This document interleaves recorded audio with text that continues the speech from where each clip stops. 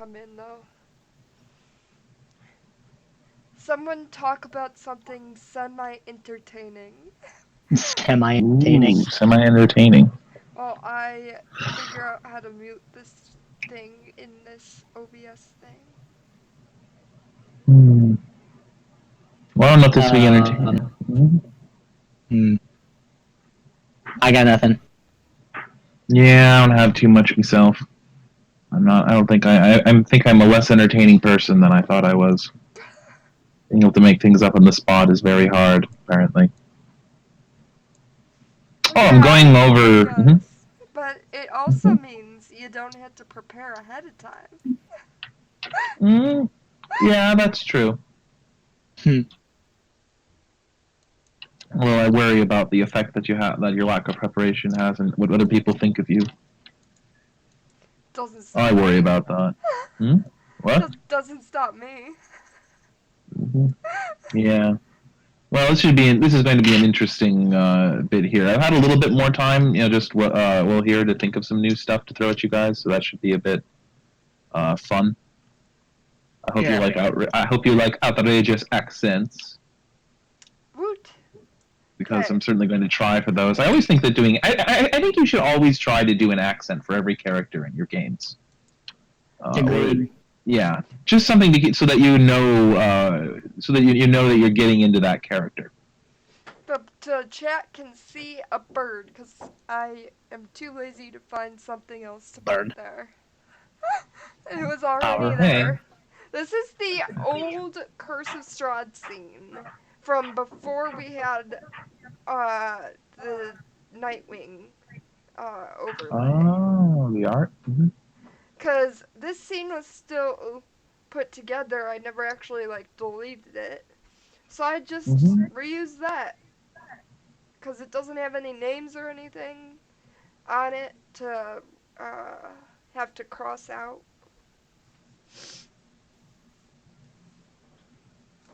Alright, let's see. I still have to pick spells. So, 3rd level, 2 cantrips.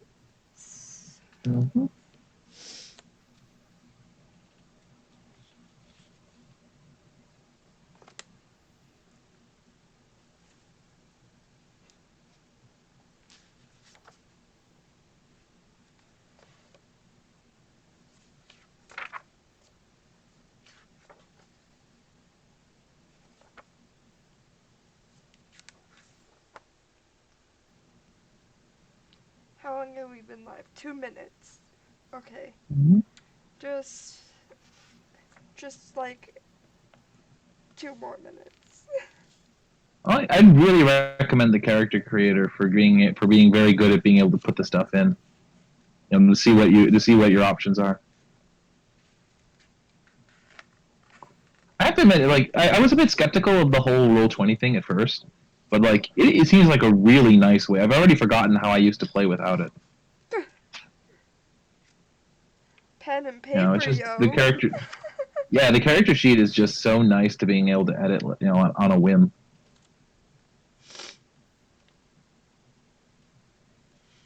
So that's good. Yeah. I don't know. Do you find there any disadvantages to doing things in Roll20? The only disadvantage really is being confused if you don't know how to do something. That is very true. Or if the internet's not working and you lose access to your stuff. That is also true.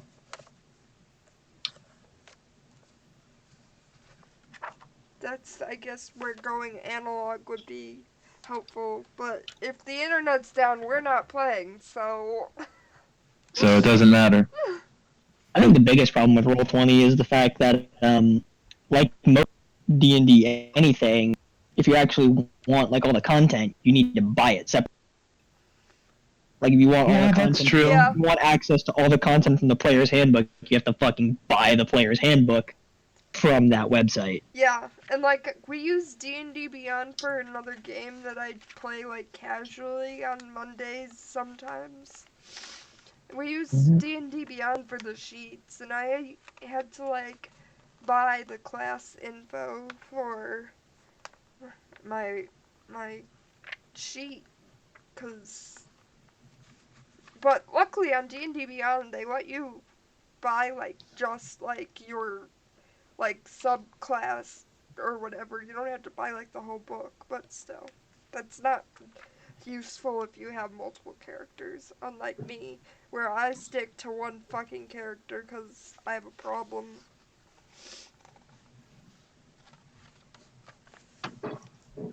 I mean, like, I understand the website needs to make money somehow in a way that's not ads, but it's like if you have like a physical copy of the book and then you bought it, say, on like one website, you've already put $100 into the same book. Now you got to put another 50 into the same book again on a different website.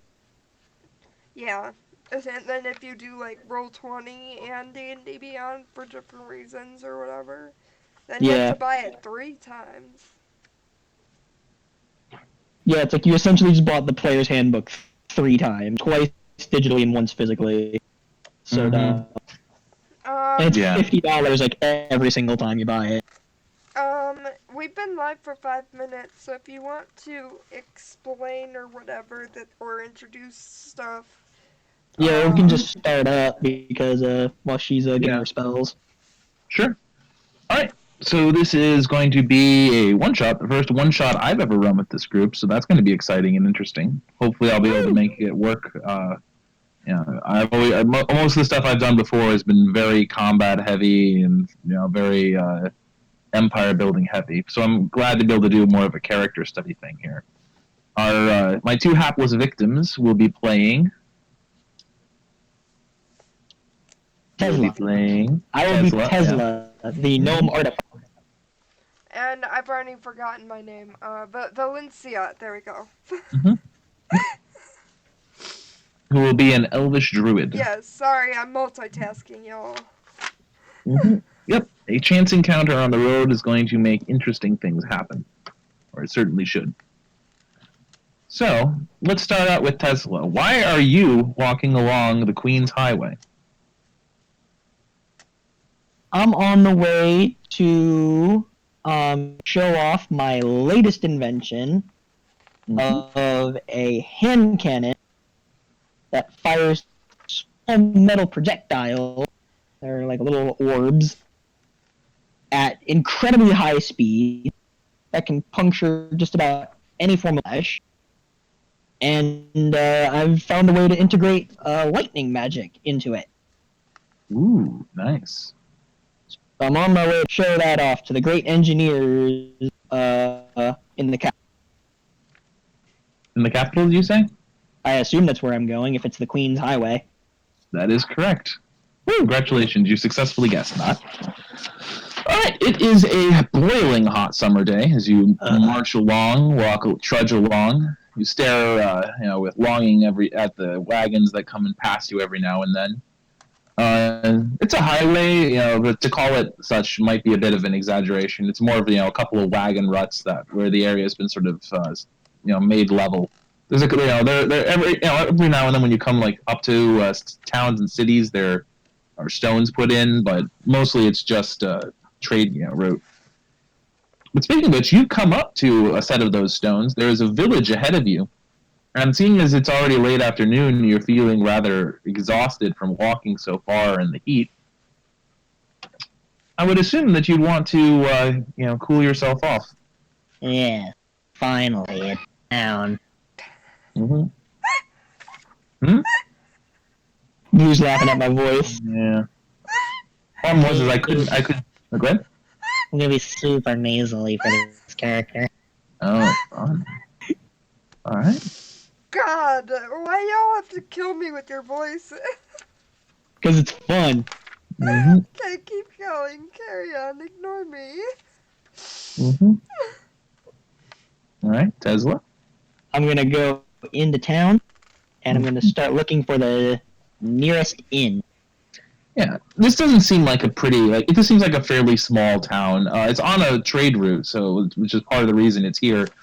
You can see they've got a nice market where farmers are bringing their stuff to be sold to tradesmen who will take it further along towards the kingdom. There are a couple of nice inns around. you don't know the area, so you're not really sure if any of them are better or they're worse than others. They all look more or less the same, just sort of like provincial town inns. What is the one closest to the market? The town close to the market has a sign of a pony, which is dancing with a fox. I love it. Let's go. All right. I go into that inn. All right.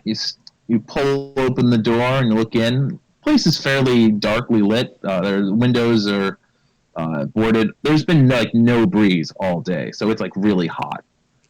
But the inside feels a bit cooler than the outside, which seems a bit weird. You stand there in the door for a second before you hear, "Close the damn door, you daft bastard!"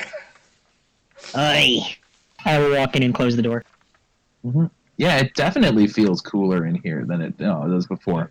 Oi, after traveling all day, I really needed this.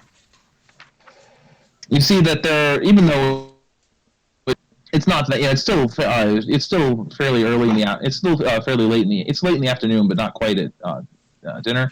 There's still a bunch of people sitting around taverns. The one who yelled at you was a fairly muscular man behind the bar. Ah, you'd be a gnome, huh? What brings you to these parts, Master Gnome? Heading to the capital. You and the rest of these wagoners. Well, if your coin be shine, I can get you something to drink. I'm sure it's been a hot and dusty day. Oh, it's been a hot and dusty week. It has been. I've been traveling for the past few days. Well, you have my sympathy, my friend. Hopefully you've been riding at the very least. No, I haven't actually. I've been walking on foot. Horses don't tend to like me all that much. I suppose I'd think more of you for a pony, my sort of fella myself. All right. Ponies, horses, animals in general don't really. All right, what would you have? I'll have a flagon of goat's milk if you don't mind, and a room for the night. Goat's milk? What kind of establishment do you think this is? Fine, give me your least alcoholic ale. Oh, we have cow's milk, is what I meant to say. You think we're some of those goat raisers? Couldn't tell. I didn't exactly look at the farms on my way in. If you have cow's milk, I'll definitely take a flagon of cow's milk. Oh, a flagon seems a bit much, but all right. I imagine a flagon is like a mug. He sticks his head back home and says, "Boy, bring the bucket." Lad comes in with a bucket of milk. He pours it into pours it into a flagon, hands it over to you. I imagine it's like super oversized for me because I'm only 3 feet tall. Yeah, he's like, all right, and he's sort of like, if you really think you can handle that this much. I need it. It's been a very hot day and I'm thirsty. Yeah, as you touch it, you notice that it's still warm. I mean, even actually in this time period, warm milk is probably normal. Well, it seems very fresh, put it that way. Oh, okay. Mm-hmm. No, maybe like an hour or something like that. Do my best to kind of like get up into one of the bar stools so I can actually like see over the bar. Mm-hmm. And find the bartender. All right, how much do I owe you? For that, 3 copper pieces. And a room for the night as well? For that, I'd take a silver. Okay. He stares at you for a second, before answering that. I'll give him 1 gold. Damn. Thank you. He takes it and pockets it. Looks back at you. Looks. And then you'll see him move over to sort of like chest there, and he comes out, gives you your change. Thank you. Mm-hmm. All right, so hang on, I'm trying to math this out. It was 3. It was a silver piece for the room. Mm-hmm. So I got 9 silver for that. Mm-hmm. And then it was 3 copper for the milk. Mm-hmm. And it's Jesus, this. So 7 remaining copper to the silver. Yeah, so it should be 9 silver and 7 copper, I think. That sounds... Wait, no, it should be 8 silver. 8 silver and 7 copper, yeah. Mm-hmm. All right. Talk picks up again. There's the wagon. You have a bunch of wagoneers who are staying here and drinking. They're talking to each other. None of them seem all that interested, however, in talking to you. Okay, that's good. I don't want to talk to them either. Okay. Lou. Hi. So tell us, why is Valletta? Was it not Valletta? Valencia. Why is Valencia. Valencia? Why is Valencia walking down the Queen's Road? Well, you see, my this kid in my village, her name is Stacy. Okay. Ignore the fact that my name is Valencia and her name is Stacy. Yeah, there's plenty of room for weird names. I think the best part about this is the Valley Girl. Mm-hmm. Her name is Stacy. And Stacy lost her kitten, so I went to look for the kitten because they knew that I could become an animal and that I could sniff it out, you know. And then I was Mm-hmm. going down, and then this one guy needed my help, and so I helped him, and it just became a chain of people needing help and getting further and further from home because I can't say no. Oh, you're gonna have a fun time here. All right. So, what currently brings you walking west on the Queen's Highway? Well, this guy said that he was hungry, so I went in this direction because I was gonna try and find him some food. Ooh, okay. All right. Well, you've come to the right place as you walk up into the town. This is a farming town. Lots of stalls and vendors. There's a nice market there. Farmers are hawking their wares to the passing wagoneers, trying to get them interested in buying. It might be a little bit overwhelming depending on how big your village is, but I don't know what your background is. Well, I'm an outlander, so pretty small and scattered. Okay, yeah. So this is probably the biggest village you've ever seen. Yeah, I don't really leave home usually unless someone asks me to do something that requires leaving, which is pretty rare. So, yeah. Mm-hmm. Usually All right. people don't need this much help. I guess today's a special day. A lot of people needing help out there. This is gonna be fun. Yep.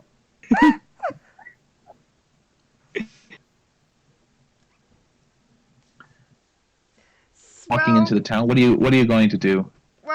I guess I'll find a food establishment, like a Mm-hmm. tavern or something. All right. The first tavern you see has got a pony and a fox, dancing together on it.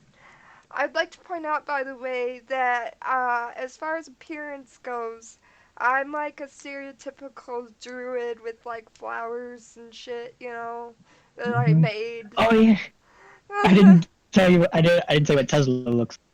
Oh, good uh, point. Go for it. so yeah. Tesla's 3 foot tall because he's a gnome. He's got very unkempt and shaggy blonde hair, brown eyes.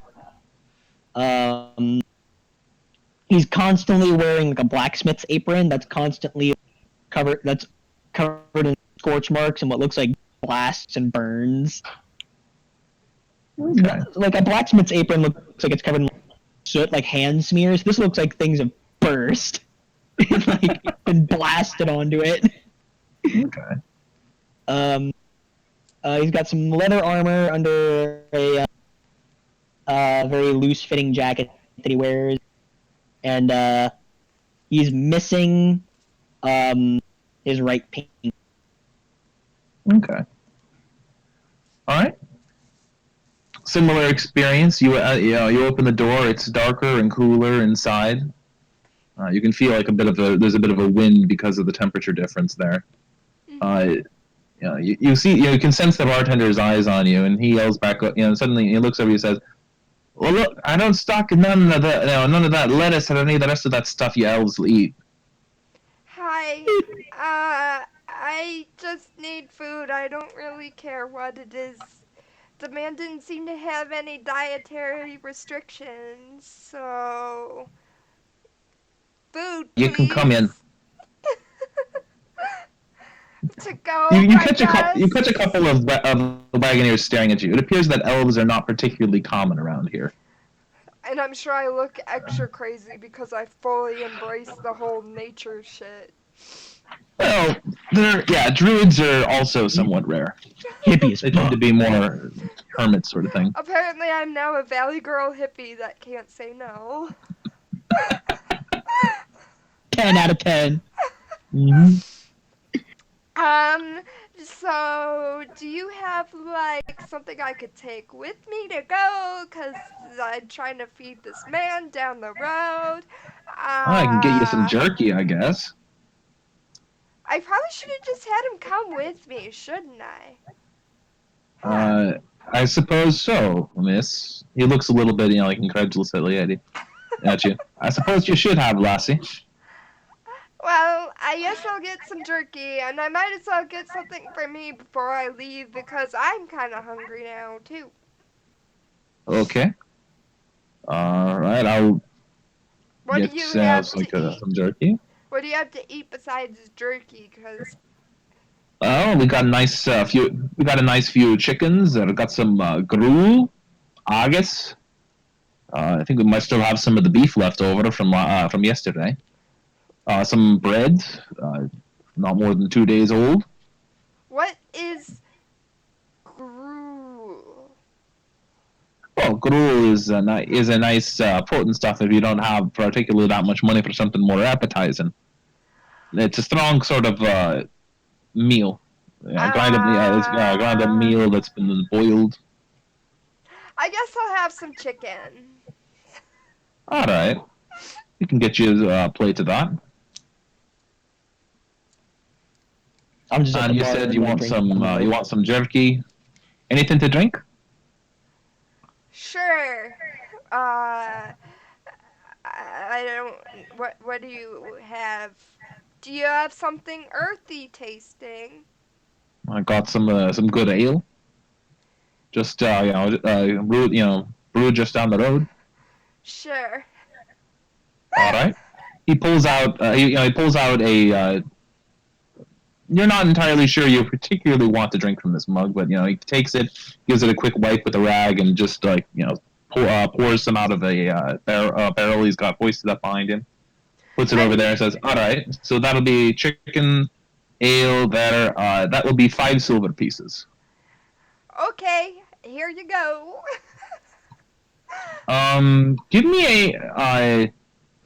Give me a perception check, Tesla. Me? Yeah. Okay.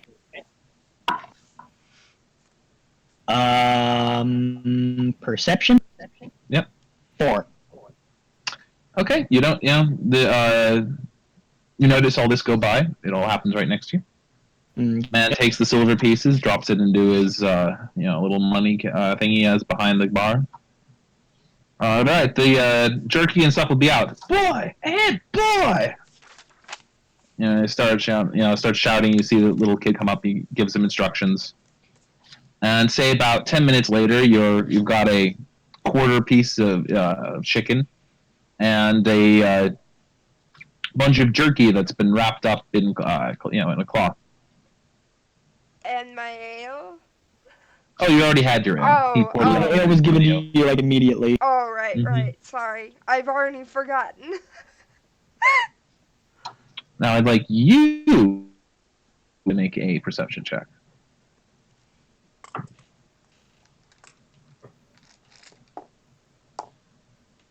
Feck. 8 plus perception Is wisdom.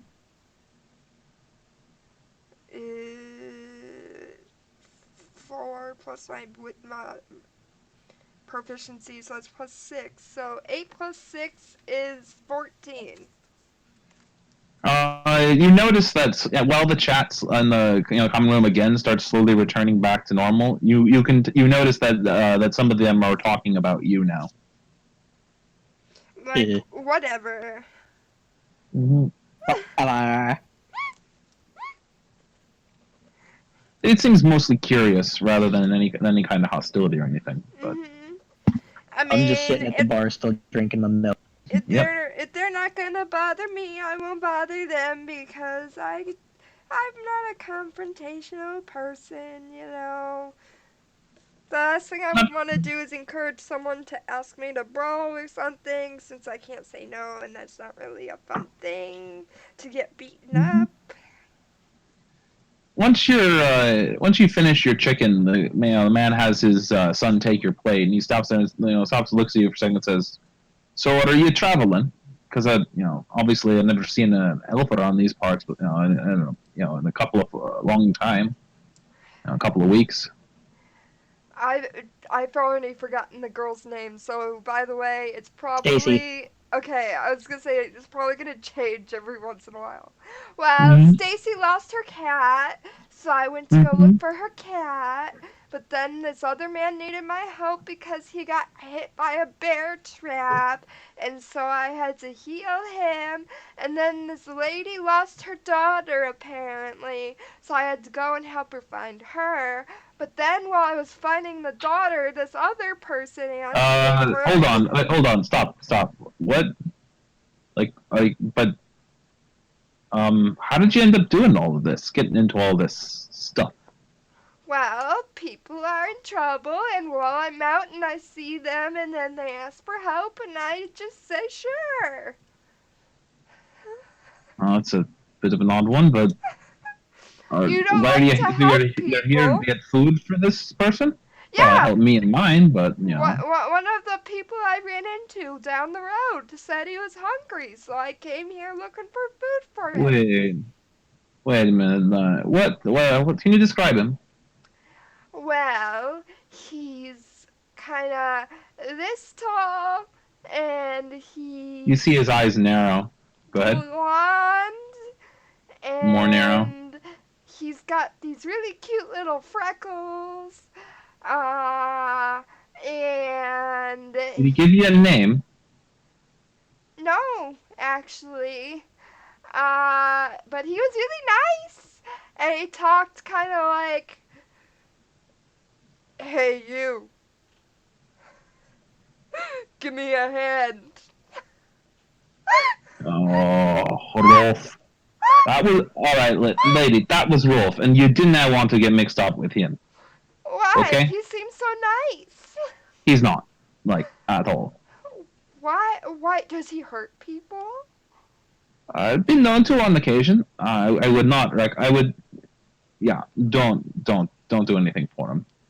Is it You'll never too get him to late leave. to return this jerky? You can keep it. Good for the road. You can keep it.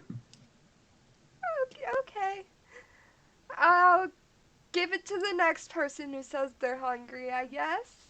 That's a All right. relatively common request. All right then. So you're gonna be staying here then, or moving on? Well, I guess I better return, and I pull, like, out of my backpack a kitten. I guess I better return Zelda to Stacy. I don't know where I'm getting these names. Why did I think Zelda? I guess I better return Zelda's to Stacy, so... Unless someone else asks me for help, because apparently a lot of people need help today. They've been asking all day. In fact, I've been away from home for like 5 days. Wow, that's quite a bit there. Where are you from? Oh, you probably don't know it. It's in the forest. Well, lastly, there's no forest within a couple of weeks' walk of this place.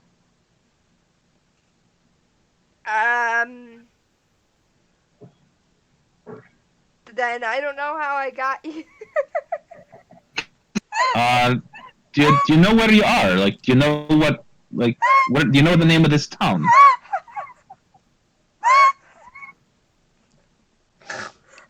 I just like spontaneously teleport across the world. Apparently. No, actually. Have you ever heard of a place called Albion? Just for the. You cut out. What? Have you ever heard of a place called Albion? And for reference, you have not. No. Have I? Yes, this is the town name of the town. Okay. So, all right. Do I know how much farther I have to go to the capital?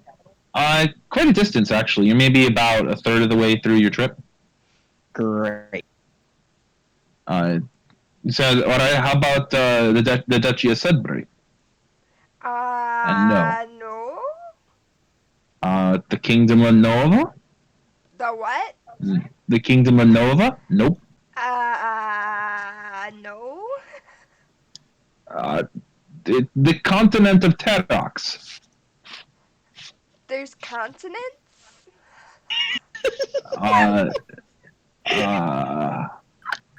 Well, maybe you're from Shangia?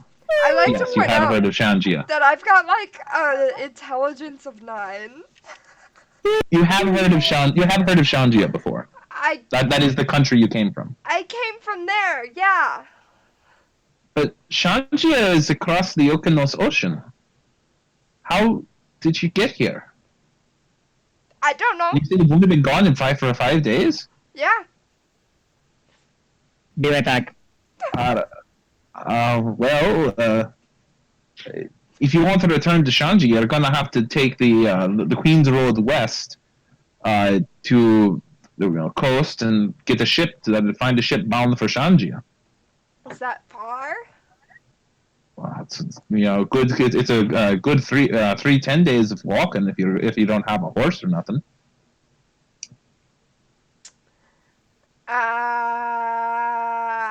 Do you know anyone looking to hire people so I can afford a ship? Well, I suppose you could work around here, or if you don't mind asking, with that get up, are you one of those hermit types? I mean, I'm not a hermit. I don't live alone completely, but like we live in the forest and there's only a handful of us. So, close? Well, if you have he looks a little bit discontented, so you have weird magic stuff. Yeah, and I druid him a flower. You want this? It's really No. pretty. And it He looks good. quite alarmed. Yeah, he looks quite alarmed. No, that's fine. That's very fine. What? You don't like flowers? Well, he looks very just seeing magic apparently is not just makes him a bit discomposed. I mean, it's just a flower. It's safe. See, look, and I eat it. While this is going on, I'm going to pull out a journal. I'm just going to start describing everything that's going on, the way the place looks, the way everyone in here looks, just everything that's going on in as much detail as possible. Look, Lassie, there's probably more call for your talents, in the capital. There, you could probably find work for someone with your flower skills. Oh, I could do more than flowers. Well, if you're going that way, just be careful. There's been some strange folk around and a couple of attacks of people on the road. I think there might be some bandits setting in. You'd be best if you were to join up with someone who was heading that way, for safety. I suppose, although I'm sure that even bandits are just misunderstood and just need a little bit of help. Bandits would be a I guess good you are the person. kind of person who decided to help Rolf. Oh, maybe I should just give him the jerky. I mean, he could change. You wouldn't be the first person to try. Let's leave it at that. Do you want to see more of my skills? And I cast Thorn Whip on the stool next to me.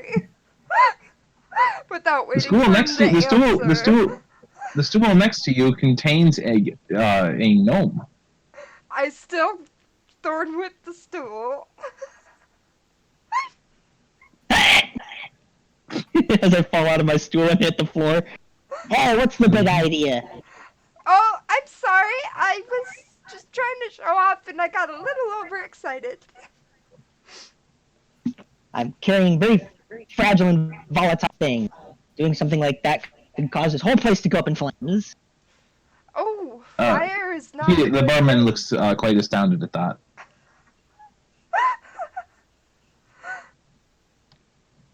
Do you need What, you help both up? And never I offer seen a my gnome hand. before? I offer my hand. No, it's Do you like need help back more of up? the flames, but. I'll take her hand. Mm-hmm. I have like a strength of 9. Doesn't matter. I'm only probably like 45 pounds. Yeah, I'm not even gonna make you do an athletics check for that. Which apparently I'm proficient in athletics despite having a 9 strength. But anyway, You may not have much strength, but you know how to use it. you said you were heading westward, Miss. I mean, I have to get a boat, so he said I would be useful in the capital, I guess. He seems pretty nice, so I trust him. I mean, I'm going that way too, and if there are bandits on the road, we could watch each other's backs. Sure, I can be useful too. I can do healing for you. I can make you a flower crown, and you could have so much fun dressing up with different colored flowers. That sounds exciting. I don't know too much about flowers. Do you want a flower? And I druid craft him a flower. I will, and kind of like put it into my apron. Oh, Thank you. it's so pretty. Do you have a place to stay for the night? No, I just got here, and apparently I am several weeks away from home. Well, I'm gonna be resting up for the night. I've been walking all day, so you're welcome to stay in my room with me. Okay, You know, sleepover sounds fun. it's a sleepover. Stacy likes sleepovers. She taught me about how to have the perfect sleepover. Mm-hmm. Maybe I can show you what I've been working on. Why I'm heading to the capital. If you'd Preferably be when interested. it doesn't make fire. I mean, there's fire involved, but a very small amount. As long as we don't burn, sure. No, we won't be burning. Not if everything goes according to plan. Okay. It's getting along to. Is there anything else you guys like to do for the foresaid evening? No, just Not really. Aside from chatting. Chatting. I'll probably just start going on this really big rant about like showing her like the hand cannon, like how I designed it, and how it functions, and how I came up with its entire backstory. Mm-hmm. All right. And how I named it Maria. And I can't say Alright, no, so- so I don't tell them that I'm bored. So I'm just like, uh-huh, Mm-hmm. uh-huh, It's all uh-huh. literally just in one ear and out the other. Okay. The common room continues to fill as the evening moves through and starts to get more and more rowdy. A lot of these wagoneers, this is the first time they've had a chance to get drunk in weeks. Well, not necessarily weeks, but days, but which feel like weeks. Mm-hmm. All right. Do you want to stay down here in the pub any longer, or do you want to go up to your room? I'll probably only go up to the room, like, once things start to actually become bothersome down here. Like if it starts getting like too loud or people start to like interrupt. Okay. And I follow his lead. All right. So the two of you leave the first time the piece of furniture breaks. I'm not going to say how. I'm not going to say why, but a piece of Sounds furniture about right. has broken. Yep, once a piece of furniture is broken, it's like, okay, I'm out of here. All right. The You head insurance up to your for a room. tavern business must be really expensive with how often you have to replace furniture. Oh, you have no idea.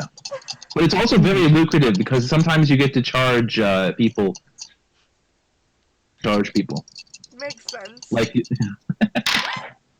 all right. You sleep well that night and wake up.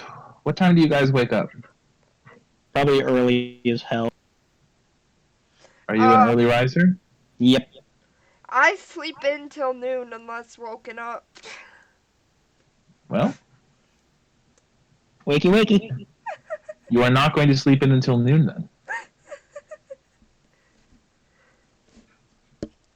uh, hello? To plug her nose to wake her up.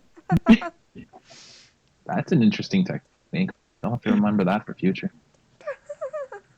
Because eventually, Alright, if that person sleeps with their mouth closed, they're breathing through their nose, you plug their nose, and eventually they're gonna get up. All right, Valencia, you are crudely awakened. Good morning. Good morning. We have a lot of work or traveling be done. All right. You come down to the common room to find a woman on her hands and knees scraping what appears to be a blood stain out of the floor. You know, You should she get looks up and someone who says, knows prestidigitation. what?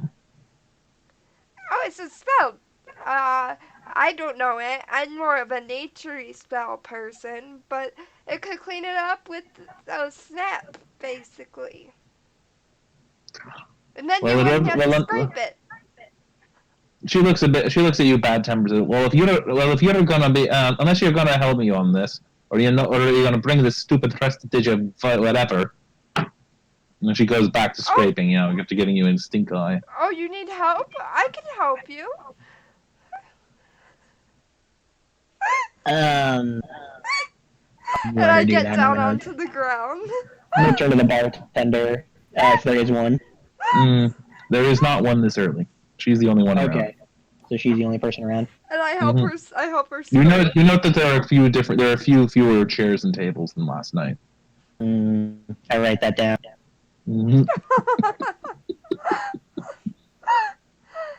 So it's actually one of my character quirks is I write down everything that happens to me.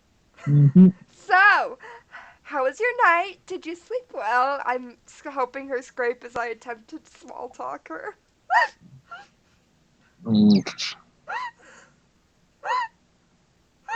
She scowls and just continues and says it's always the same with these stinking traders.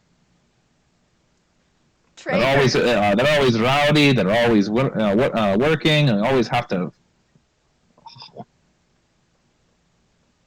Oh, well, that stinks. Well, I hope that your job gets better, and you should really, if this is a common occurrence, look for someone like a wizard or something for the future that can give you prestidigitation, and there's also a mending spell to fix the furniture without having to rebuy it every time. What do you think? We're made of money or something to pay for a wizard? Mending wouldn't actually fix furniture. Oh, okay. Well, never mind then. I don't use mending, so.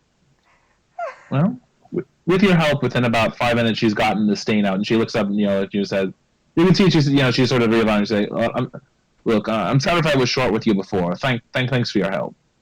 I'm glad to help. Have a good day. All right. What's your name? What's your name? My name is Melia. Bye, Melia. Good luck with all the blood. And I start skipping out. All right. I will. You can see her sort of staring after you as you leave. All right. It's early in the morning. No one seems to be stirring yet. Mostly, a couple of people are trying to load up wagons, but it doesn't look like anyone's moving around that much yet. The road awaits. Smell that crisp morning air. Well, it's actually 88 degrees, but it's still morning air. That's true. Well, maybe not, but regardless. And the birds are singing, and you hear a goose squawk. Alright, Valencia, we gotta go this way. And I'm gonna start walking down the road toward the capital. Alright. Tell everybody I'm on my way. New friends and new places to see. Alright. So you continue to make your trek. It's still hot as hell. The sunlight is bearing down, but you're on your way. How are you two going to pass the morning? I'm holding my jacket over my head for a canopy, so I'm giving myself aid. Mm-hmm. So how are you two going to pass the morning? Just walking at this point. Because the inn that I was at, if that woman was the only woman at the inn that we were staying at, I was gonna get breakfast, but she seemed occupied. I didn't want to bother. Also, did you refill your water skins at the town, the town well before you left? Oh yeah. I would assume so. Yeah, you're not. You're a bit silly, but not stupid. Well, I do have a 9 intelligence, but yeah. Only slightly stupid. Yeah. Not as stupid as Hovel. Mm-hmm. Yeah, definitely not as stupid as Hovel. All right, so you walk along every now and then, pausing to rest or take a drink. It's not that many people around, but it's getting on towards midday when all of a sudden, as you start walking up a hill, you start hearing noises, sound of metal on metal. Given that I'm probably around the sound of metal impacting metal quite often, does it sound like blacksmithing or combat? It does not sound like blacksmithing. I don't know how good you would be at telling it for combat. Give me an insight check. Okay. Insight? Mm-hmm. 8. It sounds random enough, and certainly sounds like there could be some fighting going on up ahead. Well, I mean, blacksmith would be rhythmic. Yeah, it's not rhythmic. If I don't hear a rhythm, I think that I immediately assume that. Mm-hmm. Valencia, you were hearing this as well. Looks like someone's in trouble. Sounds like someone's in trouble. That's what it sounds like. I'm gonna start making my way up the hill as fast as I can with my short little legs and 25 movement speed. Okay. You gonna keep up with him, Valencia? I kind of go next to him, even though I've got a 35 speed, so not be rude and go ahead of him. All right. As you both crest the hill, you find on the other side what appears to be a carriage that's been overturned. Oh dear. You can see a number of dead horses and knights, as well as a fair number of people who are cloaked in black.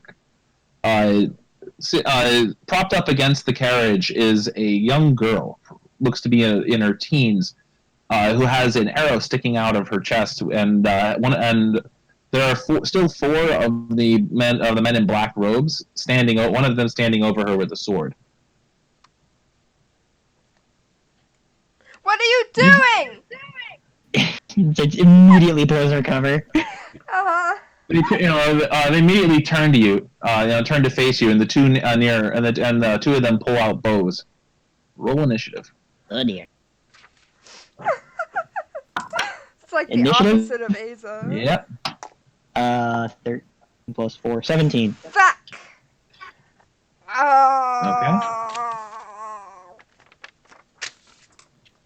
Plus 3, 8. 8. Okay.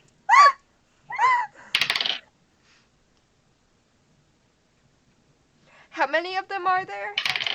4. There used to be more of them, but... Oh, But wow, so yeah, there's you are not lucky. There's a few dead Hello, ones everyone. To around. everyone who's watching. Oh, Welcome to the hi! stream. Hello, no Hi. reference. And hello, Lone Wolf, if you're back to lurking. Valencia, you are up first. How is she up first with an No, 8? not first. Tesla, you're up first. How's it up first? I got a 17. Yeah, I misread the rolls. Tesla, you're up first. Okay, are these people within 30 feet of... No, they're more like 50 feet away. Okie dokie. I'm gonna have to use 20 feet of movement to get them into my 30-foot range, because I don't have sharpshoot yet. It's And probably... I will pull out my hand cannon, and in this instance, instead of firing the gun at the moment, I will attempt to pull out the gun, and for just the sake of flavor, just witch bolt through it. Like, I pull the trigger, but I don't actually fire the ammunition, it just fires witch bolt. Sweet. Is Witch Bolt an attack roll? It is. It is a Alright. spell attack roll with a range of 30 feet. It does 1d12 damage on impact. Give me the roll to see if you hit first. Woo! 14. Alright, that hits. Now Yay. tell me though, are you shooting the there's one guy who has a sword drawn on this like teenager. There's 2 with bows, and there's one who doesn't seem to have a weapon drawn. Oh yeah. I want to protect the girl. Okay. So you'll target the one who's got a sword drawn on her. Yeah. Yeah, they're all within your range at that point. 1d12.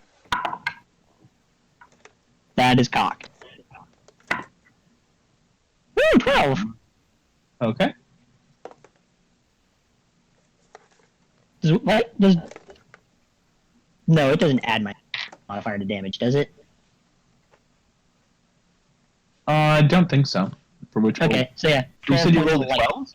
You said you rolled a 12? Yeah. I rolled a d12, and I got it. Well, the thing is, looking closely, you can actually see that none of the 4 of them are unwounded. And you zap the guy, and he like twitches and then drops. I would also like to point out that as soon as I pulled the trigger and the lightning bolt happened, there was a crack of thunder. Nice. Just like a sound. Okay. So that's 1 down. Meanwhile, the girl sitting there coughs feebly, and you see blood streaming out of her mouth. Oh dear. Next 2 are up. 2 with bows are going to shoot at Tesla. What's your armor class? My armor class is 15. Well, then 1 has hit you, and both of them have hit you. Oh boy. Take 7 points of damage. Okay. Last one is going to run up and engage you in melee combat. Oh dear. And wow, you are not having a lucky day. You take 3 points of damage. I'm glad I didn't go first. Well, I've already lost 10 hit points. Valencia, you are standing back watching. You are currently back about 20 feet from all of I this. was keeping pace with him, so I'm probably... Oh, well, yeah, because he as far as combat is concerned. Yeah, he moved 20 feet, that's right. Yep. Yeah, I forgot about that for a second. Ignore me. I would, but it's your round. Well, I was gonna be all cool and turn into an animal, but I guess I'll go heal the girl. Because she looks like she's gonna die. You cannot make it all the way to her. She's about 50 feet away. Well, you could make it to her, but then you wouldn't be able to heal her when you got there. Yeah, you can dash to her if you... Damn not being a rogue. Although if you dash to her, you will also get an attack of opportunity from the swordsman engaging Tesla.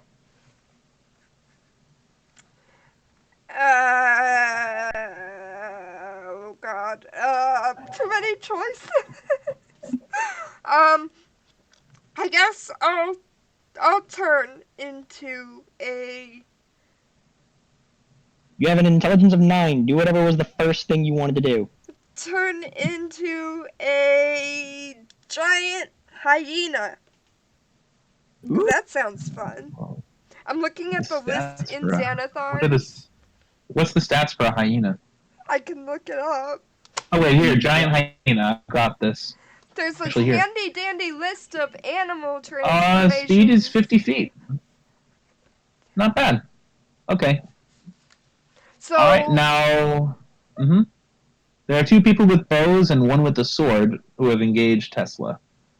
All of them look like they were involved in the fight that killed the knights do and a lot of their any comrades. is there a way that I can, like, since I've got a lot of movement now, is there a way that I can kind of skirt them to not get an opportunity attack so that I can attack them from an angle where I'm between them and the girl kind of thing?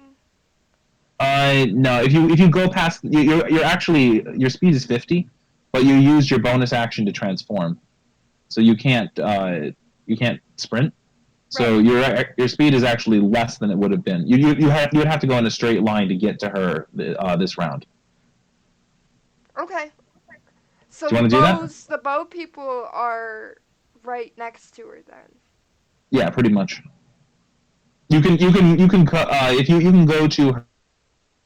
But running to her and the bowman means you run past the dude who's engaged with me, which means How, he gets an attack of opportunity on you. how many hit Yes. points does a hyena have? 45. Ah, fuck it. I'm running past him then. All right. Hit me with He your takes a best swipe shot. at you and misses. Cool. Okay. You run up to the bowman. I'm glad that you were able to find a hyena so quick. Yeah, it's in the monster manual, I guess, or something like that. So I run up to the girl. I guess this isn't really running up, is it? I'm a hyena. I run up to the girl Mm-hmm. and attack the nearest bowman. All right, roll me to hit. I don't know what the modifier is, but I will roll. Yep. It's a +5. I got an at 20! Nice. And it was Roll me 4d6 then. It was the grog dice, so it's a little anchored. Grog. 4d6, you said? Yep. Jesus Christ, I should be a hyena more often. Yeah, your normal Regular damage is attack. 2d6. Yeah, normal damage is 2d6. 1 plus 2 is 3. 3. Plus 4 is 7. 7. Plus 4 is 11. Is dead. Yes. Man is dead. Oh, You that's basically not even. you run That's not forward and even. like jump and how are you going? Okay, how do you want to do this? Hey. So I'm between them like a barrier, and I'm like, and I latch onto his neck and yank it out. So like I yank out part of his neck, kind of thing. Cause I'm assuming I'm biting as a hyena. So I Nice. latch Yeah. onto his neck and rip out his throat. Nice. All right, that's 1 down. Top of the round, Tesla. You've got a man engaging you in melee combat. Yeah, Thunderwave. Range on that one is 5 feet around you, right? 5 foot square. It's a 15-foot cube that originates from me. Sure, you got it. You can hit him with it. That's Alright, a saving he throw. he has to make a. My save is 14. Fails. Alright. Roll your thunder damage. 2d8 thunder damage. 7 plus 2 is 9. 9 thunder damage, and he's pushed 10 feet away from me. Well, you knock him back, like, sitting on his rear, and he looks very, very hurt. Like he lies there for a second, like, oh. I will Meanwhile, now use my free action to just point my gun at him. I just realized that I transformed into an animal that could easily be my IRL spirit animal. It's an animal that laughs hideously.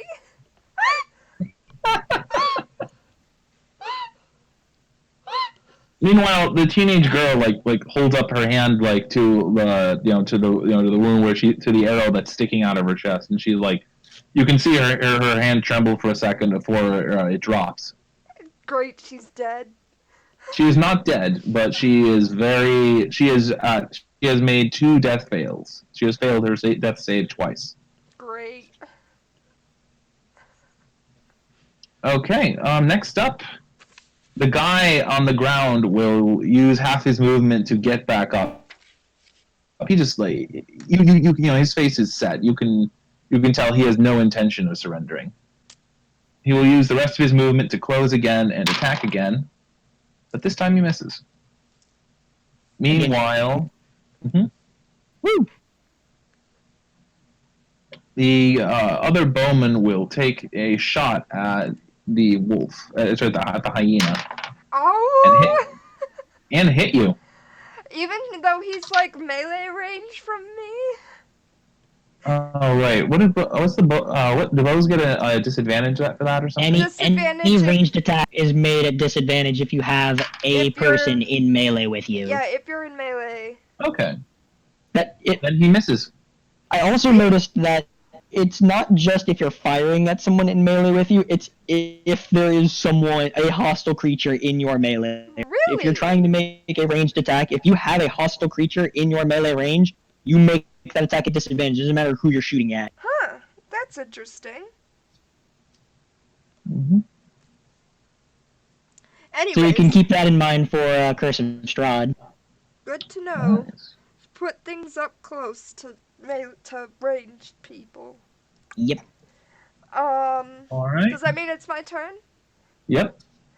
Well, I guess it doesn't really matter if he hit me or not because he wouldn't have knocked me out of my hyena, but I'm going to drop my hyena to help the girl because I'm a lot of things low, but perceiving things is not one of them. And I think that even as a stupid person, if I notice it looks like she's about to die, I would drop the hyena. Okay. So drop the hyena and use which spell did I take? Cure wounds, healing word. Cure wounds. All right. Oh God, I don't have like spell descriptions. Hold on. It's a D8, I believe. It's either 1 or 2. I think it's just 1 at first level. Let me check. Cure. 1d8 plus your spellcasting ability. Yep. Sweet. Damn, that's like 1,000 times better than Aza since Aza's got shit spellcasting ability modifier. Okay, let's see here. I'll roll the grog dice. No, wait, D8. A Sorry, D8. my brain. Yeah. I got excited about the dice being lucky. Sorry. D8. I'll use the metal dice. Oop, that was not a roll. I accidentally just tossed it into the dice ledge instead of rolling into the dice tray. 8! Oh my God! 8 Nice. plus wisdom. I wish I had What's this your luck. mod? I wish I had this luck as Aza. For. So, Oh, wow. 12. Yeah. She has 12 out of her 14 hit points back. My stats modifiers are -1, +3, +1, -1, +4, -1. I have -2 plus 4 plus 1 plus 4 plus 0 plus 0. Okay. You feel you can see the stuff her starting to heal. That arrow is still sticking out of her chest, but she seems to have stabilized. Woo! Yeah, I don't think I would have pulled it out. That seems like risky business when you're not All right. like taking your time. Tesla. Is the guy in front of me still on the ground? No, he got back up and swung at you. Yeah. Alright, well, I only have spell slot left. I don't want to waste them on this guy. Yeah, considering that he is very much like almost dead. Bug it. I'll make the attack at disadvantage. I'll try to shoot it. All right, roll twice. Okay, so 13 plus 6. 13 would hit. Oh, 13, just a natural 13 hits? Yeah. Okay, because I rolled a 13 and a 16. Okay. So how do you want to do this? 13 hits? All right. What is a hand cannon? What does a medieval hand cannon do to somebody? I imagine what it does is it basically it's similar to an arrow impact if the arrow went completely through you. So imagine what probably happens is like he swings his sword at me and I dodge out of the way, and then I point the gun upwards because he's taller than me, and I pull the trigger and it just goes like up into his like sternum, goes through his heart, and it comes like out of like the top of like where his spine like turns into his neck. It comes out of like that angle. All right. Meanwhile, our resident bard just sort of, Another sort of crack of thunder happens, and then I reload. All right, he drops. Meanwhile, the girl stares up at you, sort of confused for a second before sort of like recognition of what just happened dawns. She tries to shift a little bit, and then clearly stops, clearly wincing in pain. All right. There's still an arrow in her chest. Yep. You are not. I do not believe you are currently armed, so this guy will will move back a bit and then take. What's your armor class? 14. Yeah, he hits you with his shot, and you take 2 points of damage. It's a graze. Can I get an unarmed attack to get 1 hit point off it? Sure. Make your 1 hit point unarmed attack. Unarmed attack of opportunity. Nope. What was it? 5. Yeah, no. You said it was 2 points? Yes. You take 2 points of damage. And now it's your round. Alright. I'm gonna, because it's more fun, blow my other wild shape, go back into hyena, and rip this guy's throat out. Roll the hit. Do do do do do. 17. Oh crap! I missed that. I missed the special ability that a hyena has last time. Oh well. What's the 17, special ability of hyena? When you reduce a creature to 0 hit points with a melee attack on your turn, you could take a bonus action to move half your speed and make another attack. Oh, that would be cool. Yeah. But I got a Yeah, 17. you could have attacked. Oh well. That's oh well, fine. I missed it. That's That hits. Roll me 2d6. 2d6. And then plus 3 piercing damage. The crit roll dice have so much luck for me today. Well, it's in the name. Oops, that's cocked. 6. Oh, 6 plus 3? Is that including the plus 3? No. Okay, so you do 9, so you managed to 9. damage him quite a bit. But he is not dead. Top of the round again, Tesla. So there's still the bowman that's facing off with my hyena friend. Yep. So I just kind of ripped his shoulder. I missed his throat. Well, you probably give him a bite, a deep bite on his. He's almost dead, basically. Put it that way. This is my attempt at a growly face, by the way. 12 to hit. That barely misses. Damn it. And Alright. reload. Yep.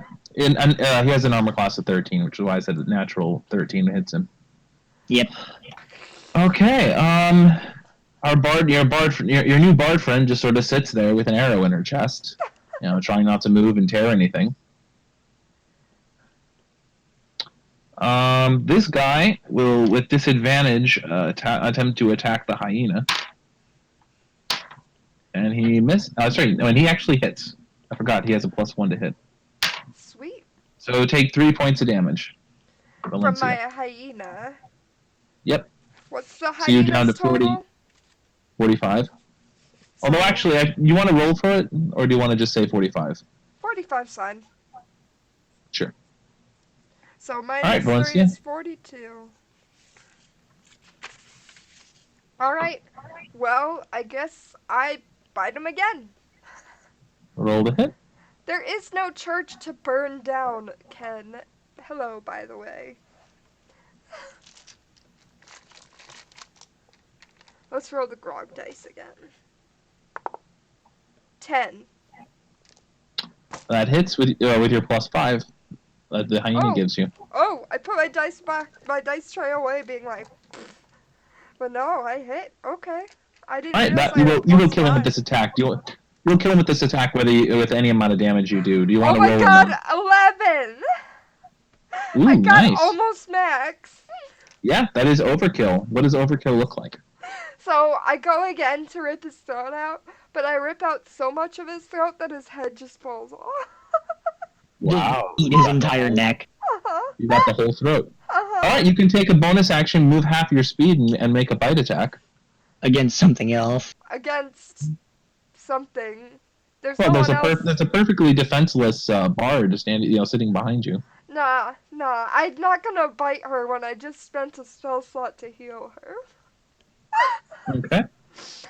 I'm gonna start jogging down the hill. Now that the other bowman is dead. We are out of combat, people. We ended up killing the good guys, quote unquote. Alright, we are out of combat. Yep, I'm gonna start jogging down the hill as I reload my gun and then holster it. What sounds do hyenas make besides like when they're laughing? Like they growl. Do they bark? Like, are they dog creatures? No, they're felines. They're cats. They're felines. Yeah, hyenas are cats. I did not know that. Me either. Yeah, everyone always thinks hyenas are canines, but they are not. They are cats. That's interesting. But hyenas, I do believe they growl, they snarl, they laugh, and if they're feline, do they like clean themselves? Oh yeah, they lick themselves clean. Wolves do that too. Like canines will also do that. They'll lick themselves clean. Oh, just not like house dogs, because house dogs smell shit. Yeah, house dog isn't gonna do that, but a wolf will every now and again will clean itself. They yip bark. Not entirely sure what that means, but hyenas do not bark. They are not dogs. Is that what a yip bark is? Like a ow?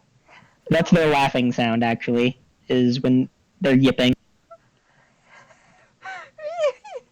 Just go over to her and start laughing at her. Just. That's very rude. I'm gonna go over and I'm going to kind of look at her. I'm gonna grab the shaft of the arrow. I'm going to say, "This is going to hurt." She braces for a second, then nods. And then I yank it out of her chest. Give me a medicine check.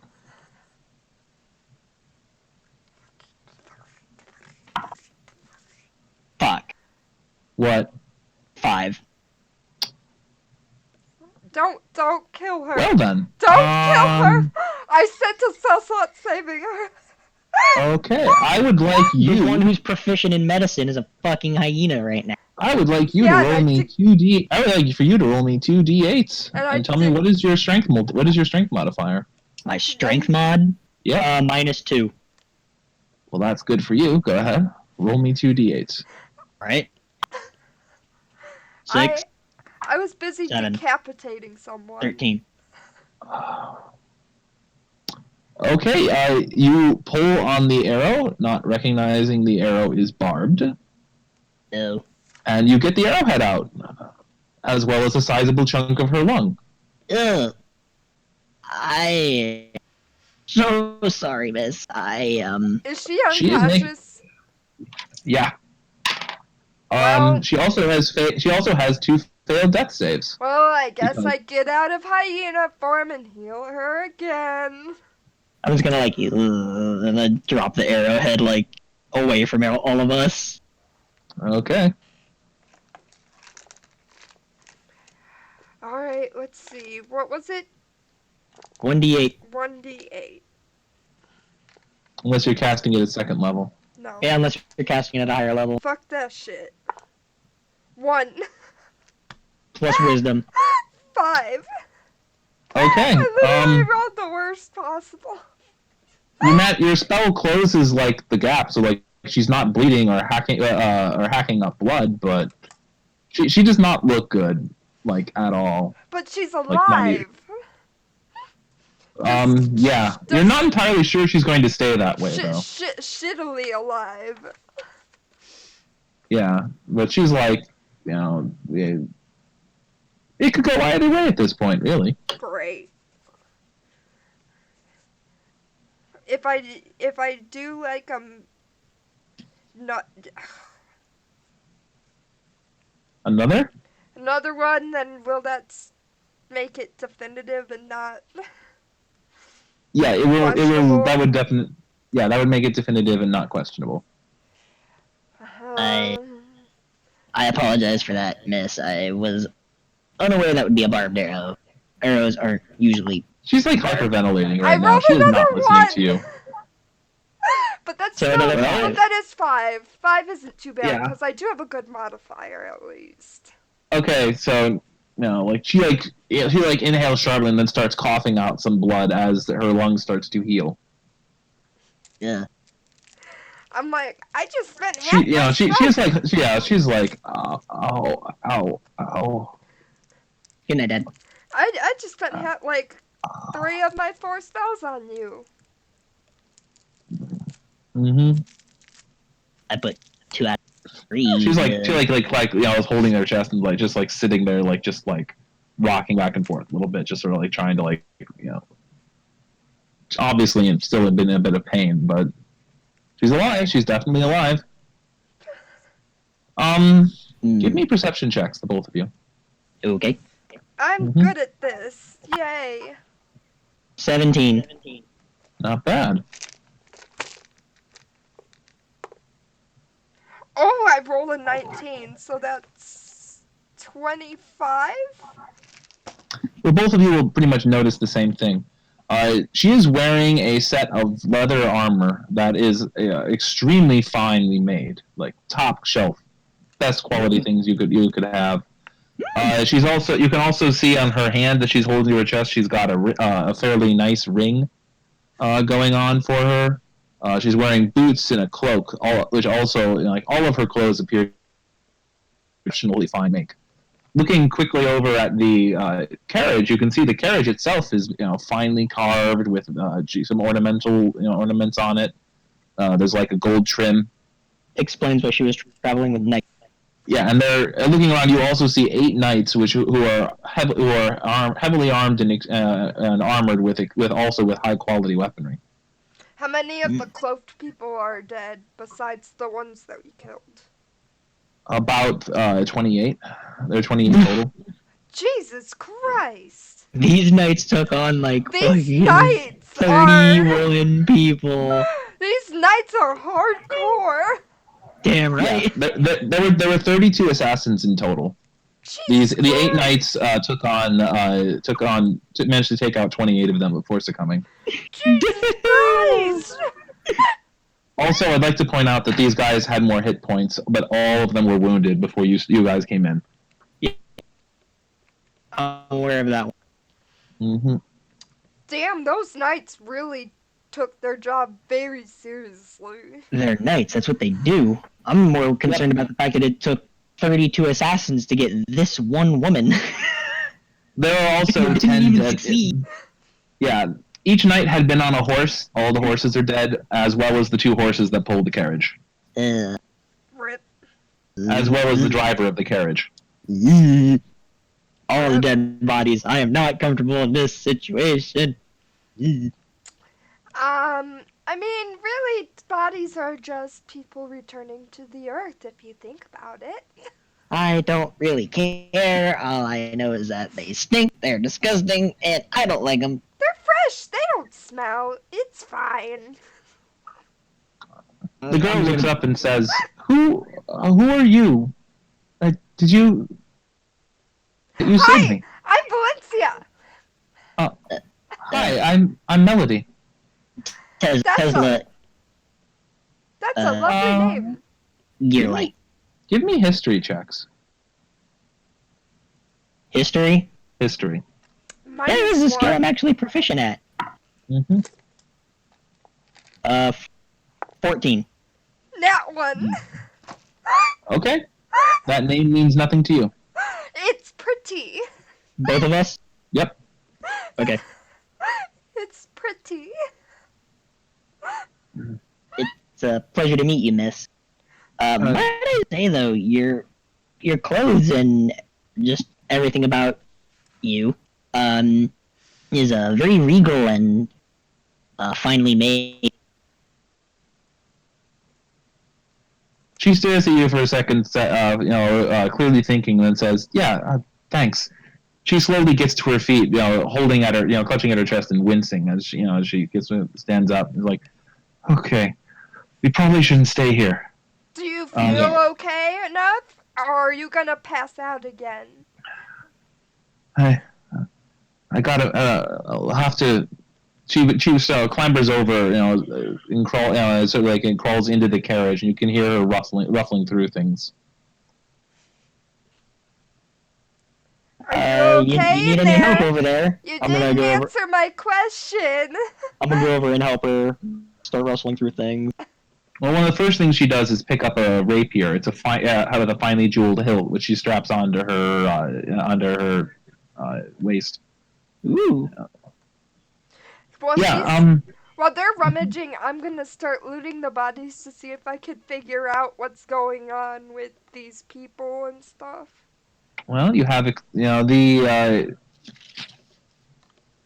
all of the assassins are wielding sort of barbed weapons of some variety. The knights are all wielding extremely high quality stuff. Give me an Arcana check. Oh, great, another negative one. Not that a druid would know about high quality metals and weaponry, because they apparently don't use a lot of that stuff. Mm-hmm. Yeah, you can't use metal as a druid for some reason. 9 minus 1, 8. It all seems very, very highly polished and all that stuff. The Shiny. the assassins. Is there a shining scimitar or short sword? To replace my weapons with the pretty versions. There are plenty of long swords. No short sword. Nope, just long swords. I'll take a long sword for funsies. What was this woman's name? I probably will not use it, but... Melody was her name. Melody. How appropriate for a bard. Mm-hmm. Miss Melody. Yes. Might I ask why you were traveling on the Queen's Highway? Oh, well, I was going someplace. Yeah. I was going to a party. Would that party by chance be in the capital? Oh, no, actually, it was in the Duchess of Sudbury's castle. Do I know where that is? It is actually located a bit further west. You will go past it before you reach the capital. Okay. It's not that far, actually. Well, we're the two of us are heading to the capital. It looks like you, forgive my bluntness, but had an escort. If you wouldn't mind, I wouldn't mind being your new escort. Yes, good idea. All right. She pulls out a what appears to be basically like a violin, sort of a viol, whatever that means. I'm gonna call this basically a viola sort of thing. A viol is just a violin, but shrunken down slightly. All right. She pulls out out a case, opens it, to reveal the viol. Looks over it, checks it. Says, "Okay." Closes it. I guess the rest. We can send someone for it later. Yeah, so if you could take me to Duchess's Keep, I'll pay you. Can we get into the party if we take you? Sure, of course. Oh, wait, do we have to dress up? Because I'm kind of too far from home to find my nice dress. Oh, don't worry about that. We'll get some. I'm sure we'll be able to get something for you. She stands up tall and says, "All right, so that's it. You two will take me down to myself. What's wrong with the way I'm dressed? Well, nothing. She says, all right, so that's settled. You'll take me over to the Duchess's Keep, and I'll pay you for that. All right. What's your favorite flower? Chrysanthemum. I drew Crafter's chrysanthemum. Here! She takes it and says, "Oh, thank you." She tucks it into her hair. It's so pretty. I love flowers. Oh, that's good. Yeah, we shouldn't linger here. Someone will definitely be around to check, and I don't want to meet any more of those assassins. I agree. We also have a lot of ground to cover. I like it. It's pretty. Okay. Let's. We should be able to make it by evening if we push it. She starts walking off. Come. I'll start walking. Okay. So, where are you from? I'm from the capital. Were you at a friend's house or something that you're coming from over there? Well, no, I was going to a friend's house. One of my friends is having a birthday. A birthday party! That's even cooler! Yeah, it's an important birthday too. She's finally reaching the age of majority. What does that mean? Oh, well, it means she'll be old enough to inherit. Oh. Legal adult. Oh, we don't have that back home. We just kind of, live in the communal space. Oh, where are you from? Oh, you would know it. Apparently, it's on a different continent. Don't ask me how I got here, because I genuinely don't know. Oh, you can. Oh, try me. No, I'm saying I genuinely don't know. No, I'm like, where are you from though? Try me. Well, it's a tiny little village in the forest, and it's called Salandra. In Shantia? Yeah.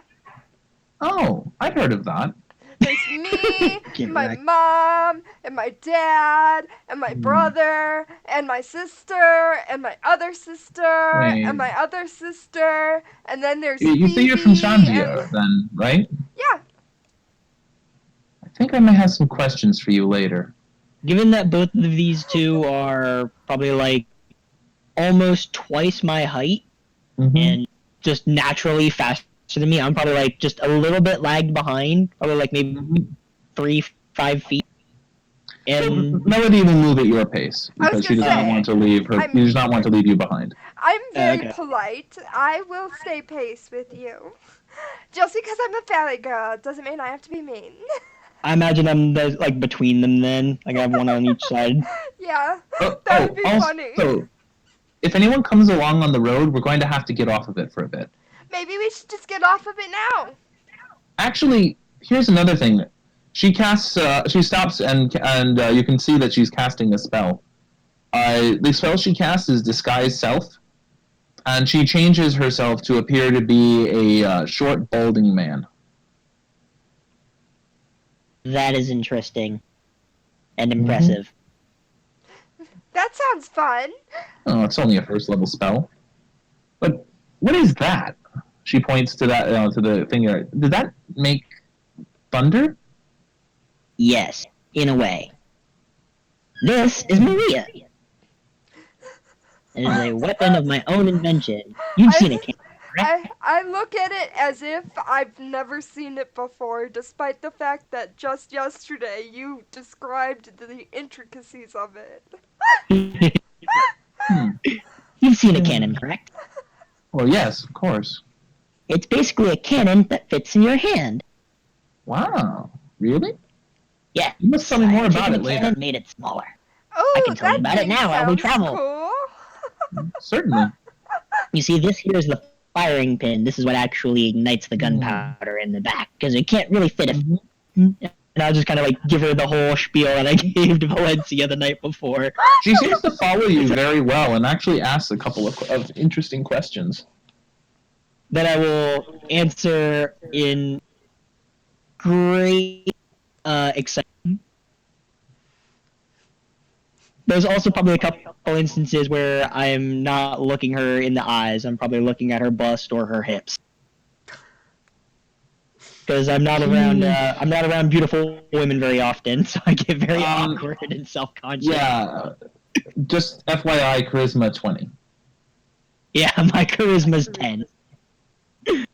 But I'm gonna play that as a little bit lower because You have better charisma than me. I have charisma 8.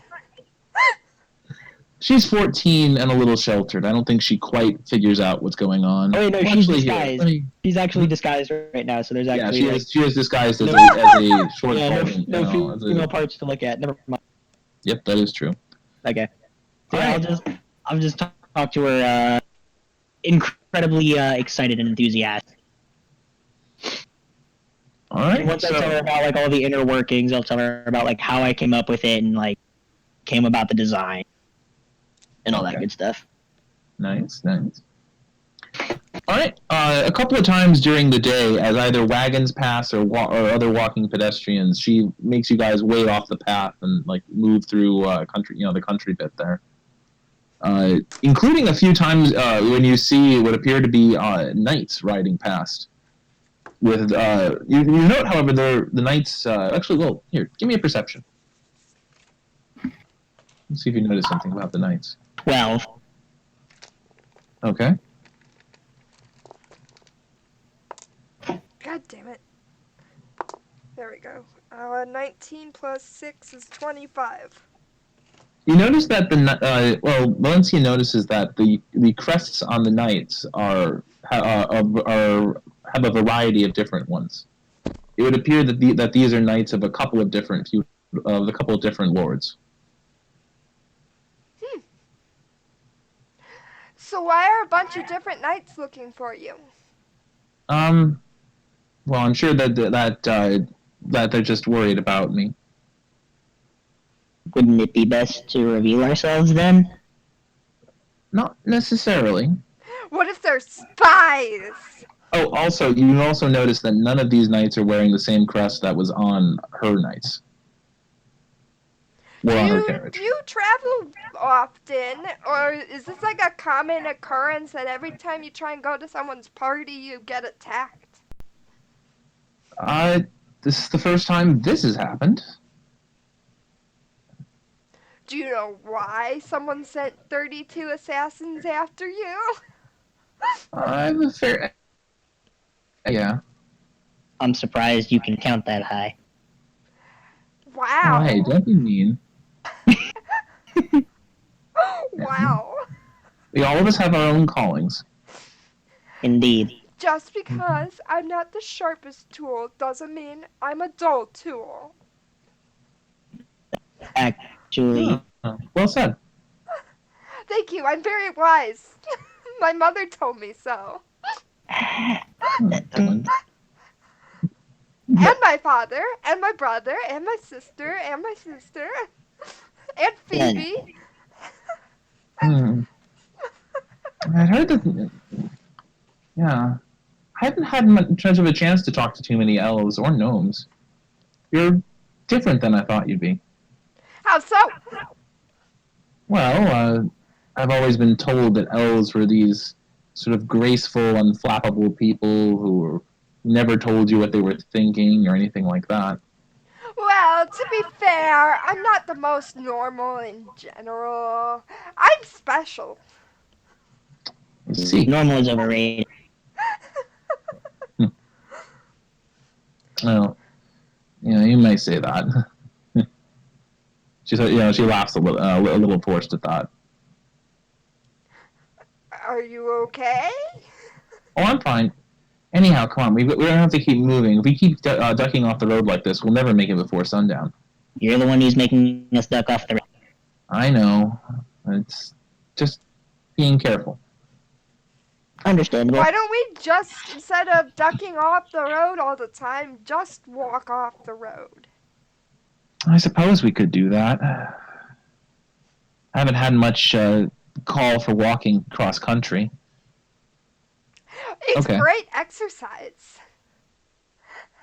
Okay. Do you know how? Can you navigate? Sure. Off the road? Yeah, Okay. it's not quite what I'm used to, but it's still naturey. I can figure it out. Okay. She pulls out a map that she had rescued from her carriage and points to a part that's located that is labeled on the map as Castle Sudbury. We need to go here. Okay. She traces the road and says we're somewhere in here. Cool. All right, give me a nature check. See Nature how badly or you get survival? lost. Your choice. Whichever one you want. Survival, because nature is -1. Okay, go for it. Wait, nature is intelligence? Okay. Go for it. Give me a survival check. 9 plus 6 is 15. I rolled a nature check of 18 plus 6. So All right. 24. All right.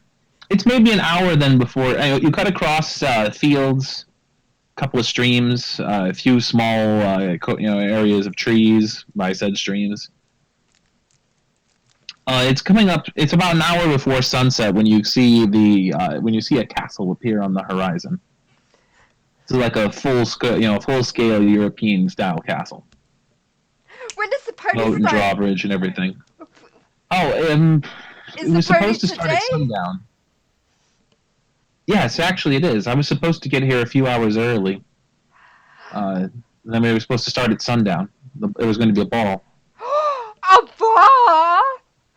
I've Yes. never been to a ball before. We don't really have those in the forest. Yeah, I suppose that would make sense. Anyhow, you can see that she's hesitating. What's going on? No, it's fine. What? It'll have to be. It has to be fine. What? Don't worry about I it. don't like. What? No. In my line of work, hesitation is a very bad thing. Look, I was just. I'm can not tell sure who I'm us. supposed. We're good friends now. I suppose I can. I suppose I should trust you. You did save my life from these people. I'm just not sure who sent them. Oh, you mean like you think they might be at the party? Yeah, kind of. Is there someone who's there who doesn't want to be, who people don't want killed, as a different guest that we could use so that you could still get in the party, but like pretending you're one of the other people? Oh, that's not really going to be much. I'm sure it's not Gwinnell. She would never. She never. Yeah. Oh, you think it's your friend? I was thinking like someone got wind of you going and like whatever, and they might be there. It was just a thought, just a bad thought, you know. Well, my mother said that when you feel that pit in your stomach, you don't just ignore it. Well, I can't just stay out here, though, out here. I have to go somewhere at some point. That's why I said, can you make yourself look like someone who's going to be there that she doesn't want dead? I don't know if that'd be a good idea. They probably are already here, but... There is one. There is an option. What? She looked like though. She stands there like rubbing her temple for a couple of seconds. Problem is, disguised self doesn't let me get any taller.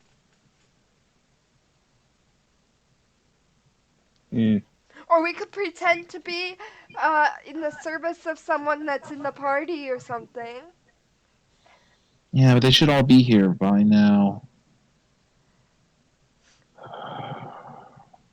Well, you said you could get us in, correct? Well, assuming that their answer isn't just to shoot me from the wall or anything like that, then yeah, no problem. I mean, if they took the effort to send 32 assassins, I'm assuming they don't want it to be a well-known thing. There is that. They definitely did not intend for me to survive that. Do you have your own food and drink? Not on me, no. Okay, never mind. I should have gotten purified food and water as one of my spells. Oh, don't worry. I have training in identifying poisons. Oh, good. I think our only option is to just go in. Yeah, and because we'll keep an eye on. we're going to the party too. Yeah. All right. Here goes nothing, I guess. Does You that make mean an we get odd to go group. shopping? Well, you make an odd group walking in up to the castle. This old, this balding, small man, a gnome, and an elf, and an elvish druid. An Stopped at the elvish gates. hippie. Mm-hmm. You stopped at the gates, and the guard yells, like, "All right, who goes there?" Hi, We're not. I'm Valencia.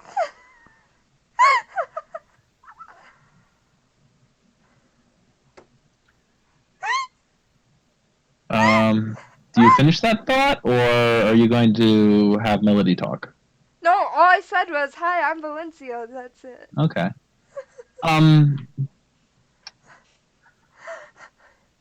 The The escort.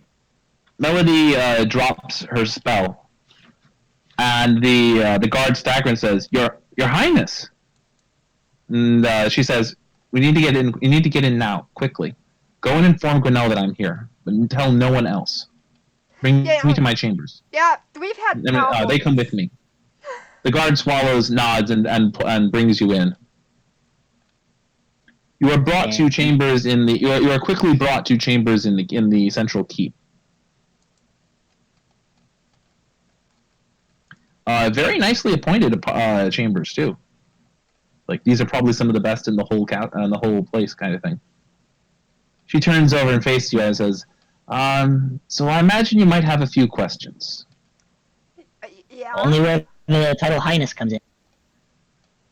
Yeah. Honestly, little surprised that I told you my name. You didn't recognize me. My name is Melody, the Crown Princess of Nova. In my defense, I live in a forest on a different continent. I suppose. I don't particularly follow politics. I'm usually metalworking. Well, you're following it now. She starts pacing back and forth.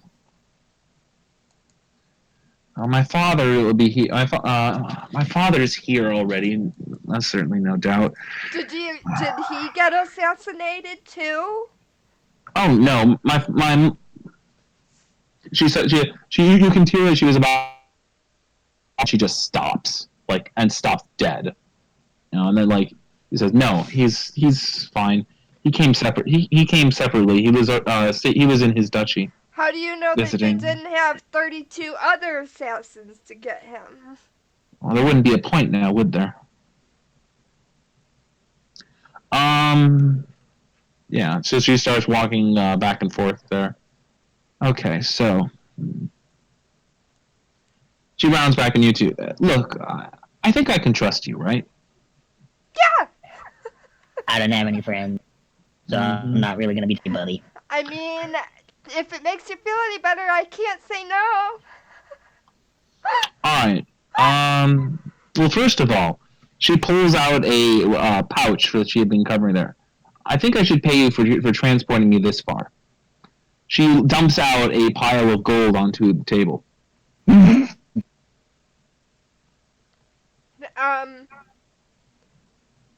thank you. I mostly just wanted a party invitation. There's not much you could do with gold. Wait, I need the gold. I need to get a shit to get back home. I grab it and pocket it right away. Like, oh shit, oh shit. Are you gonna grab all of it? Put it in my boots. Well, not all of it. My share. Put it in my boots. Distribute it like all over my body rather than putting it in a coin purse only. Well, that'd be impressive. Your share comes to 150 gold pieces. Well, as much as I can, and then put what's left in a pouch. Okay. I'm just letting all that happen. So that even if someone steals my pouch, I'll still have the money I need to get home. Is the point? I'm kind of doing the nervous like. Okay, look, I'm short on people I can trust. Until I come of age and take the throne directly, people are going to be trying to play games about who will ultimately end up on that throne. Forgive me, but I'm not too well versed in human aging. Well, I'm 14. When I turn 15 later this year, I'll be crowned queen. And dang. That's like a baby in Elven years. Yeah, well, it wasn't exactly anyone's choice. And the birthday your friend is having is her coming of age birthday, so she's turning 15 today? Yes. Got it. She's inheriting control of the duchy, too, from her mother. There's a whole lot of things you probably don't know about because you're commoners. Why would you care? But, yeah, so like I said, I'm rather short-staffed at the moment, considering my entire personal guard was just killed. Your knights are very impressive, I must say, by the way, because even though they did die in the end, they fought off most of them. We killed like 4. Yeah. Yeah, there's certainly that. I just realized how you can pay me. I don't really need the gold, all that. Okay. You're the crown princess, you said. Yes. I was looking to go to the capital so that I could show off this invention of mine. I will hold up Maria. Yeah. The engineers within the capital. Maybe perhaps you could get me an audience with your parents so that I might be able to outfit your guards with them. Elodie smiles. Wow, I guess you really don't know how things work here. Well, No. Consider your audience just had. I certainly got to see it in action. And you certainly described it well enough on the walk back. It was really cool. Did you see, Melody, the hole that he left in that guy? Wasn't trying to look around at it was like, all of that. Woof, woof, and he had like this big hole. Look, you have to understand. I'm going to be crowned queen at the end of the year, when my birthday comes. Because the reason why is because my mother died recently. She looks looks quite forlorn and that, and it's like, my father married her, so he's the king dowager, so he can't inherit, of course. So the title passes to me. So he's like a temporary king, is what you're saying. Yeah, he's acting as regent for me, but he lets me he gives me a lot of say in the decisions he makes. I will do the most formal, like, apologetic bow I can. And I was just gonna say, it's like, I'm so sorry for bringing up a bad memory. It's not your fault. It's no one's fault. Perhaps she's with whatever god you guys worship. So, but here's the thing. She points her finger and said, if you want to have me put in an order for this sort of thing, I need to become queen, right? Yes. Which means I need to survive long enough to actually become queen. I can make that happen. Yes, which means that you're going to have to help me in dealing with my dukes and duchesses. Oh my god, I just realized that if we help you through this party, then that means when I go home I can tell my mother about how I'm best friends with a queen. Yeah, I need to talk to you about Shanjia. Yeah? I'll tell you about it, although most of it I know is the forest, although I do venture out of the forest sometimes, especially when I need to go and do something to help someone, because again, I can't say no to people. So I Yeah, like, do do you know leave the any reason why they forest. might be building a giant navy and raising an army, Do I know raising a anything massive about army? that?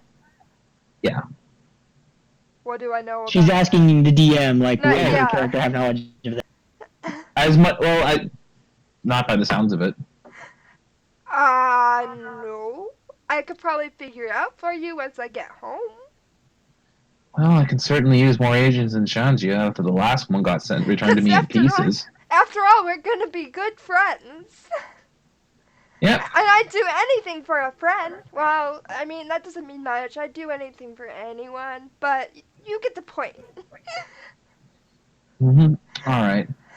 So, then you can go and you can help me figure out what's going on. And And most people you don't can pay much consider mind him. to me because they see the flowers and the elf and all that other stuff, and they're like, meh, she's just a crazy forest lady. So I probably would make a good spy. I instantly regret my decision. Does not actually say that. You know, an expression, like a thing crosses over her face, like like, oh, this is may not have been the best idea, but she quickly banishes that. Okay, so for tonight, what I want you to do, thing is, bringing you to a ball like this will be mildly scandalous, and people will instantly be wondering who you are and what you're doing here. But if I bring you in as bodyguards, people won't be as suspicious. Does that mean I And don't You'd be get that, to wear a unknown. pretty Hmm? dress? Sure. Yeah, I mean, like Oh, you turn into an animal, right? So yeah, you don't need to worry about like having armor and stuff. yeah. People won't know who you are, but they'll just assume that I found new bodyguards, which is essentially what happens. So I don't even have to lie. So does true. that mean that I can wear a pretty dress and still be considered a guard? Yeah, sure. Actually, I'll probably make you like a maidservant or something like that. What's wrong with the dress you're wearing? I want to be fancy if I'm going to a ball. Yeah, you're going to have to be really. Even my servants should be well liveried. They should be the best in the and they should be the best in the castle. And then you Or at can be a least bodyguard and use needing your armor as an excuse to not look fancy if you don't want to look fancy. okay. So yeah, so then you'll come with us. So you'll come with, and I want you to try to find out if you figure out if you can who just tried to have me killed. Do we go by our names or do we get like new secret agent names? Um, I don't think either matters. Does anyone know you? No. And if they do, then I want to know why because that would be crazy. Hmm. Only the other lab assistants back in the town that I come, and that's several days travel back the way we came. Okay, yeah, you can go by whatever names you want then. All right then. Yeah, you'll certainly do at the very least until I can get back to Nova and my power center. I'm just vulnerable here. Are we gonna take you back home after too? Or are you gonna have new Uh, people by then? I'd certainly love to keep you. I mean, anyone who'd saved my life is certainly someone who I want on my side, and I'm especially gonna someone start who to can, turn. especially two people who I'm can gonna. use magic. I'm gonna start to blush. Isn't it Hmm. so cool turning into animals? Hmm. Yeah, I'm doing the best that I can to like hide the fact that I'm blushing, because someone just said that they actually want me in their presence. hmm And And you're just like, oh not god. not only is it a princess, but it's she's I imagine she's probably like fairly attractive. as much as any 14-year-old can be. Like Yeah. she's definitely young. Uh, Put it that way. And then I'd say more cute than beautiful at this point. yeah, and that's a better then way to describe there's you just like blushing because you're like, oh, I'm wanted, and I'm just like, best friend. Okay. Great, I have a distraction. All right, so I'll get you fitted for some news for both of you. We don't have much time though. The ball will begin in an hour. Still, considering the fact I had to walk here, I can certainly take some extra time. Do we get to pick the colors? Certainly, I mean, anything you want should be here. I mean, if not, I'll have to question what Do they have? Do they I have have? to question what Leek has been doing if it isn't. Do they have? Do they have purple? Yes, Purple is so hard to get. that's true. Usually, it's not. Most people won't wear it. However, in the presence of the sovereign. So just be careful what you wear. It can send statements. It could be like a tiny secret purple. Well, on the other hand, putting you in purple would show that what I care about my servants. What's the right message to send here? She's like, oh, I hate how everything's so complicated now. Are there colors that are correspondent to you and your family? Like maybe a crest with certain colors in it? Yeah, there's royal crest. Colors of purple and blue and pink are typically. There you go. Yeah, Lone Wolf. He said that she's human.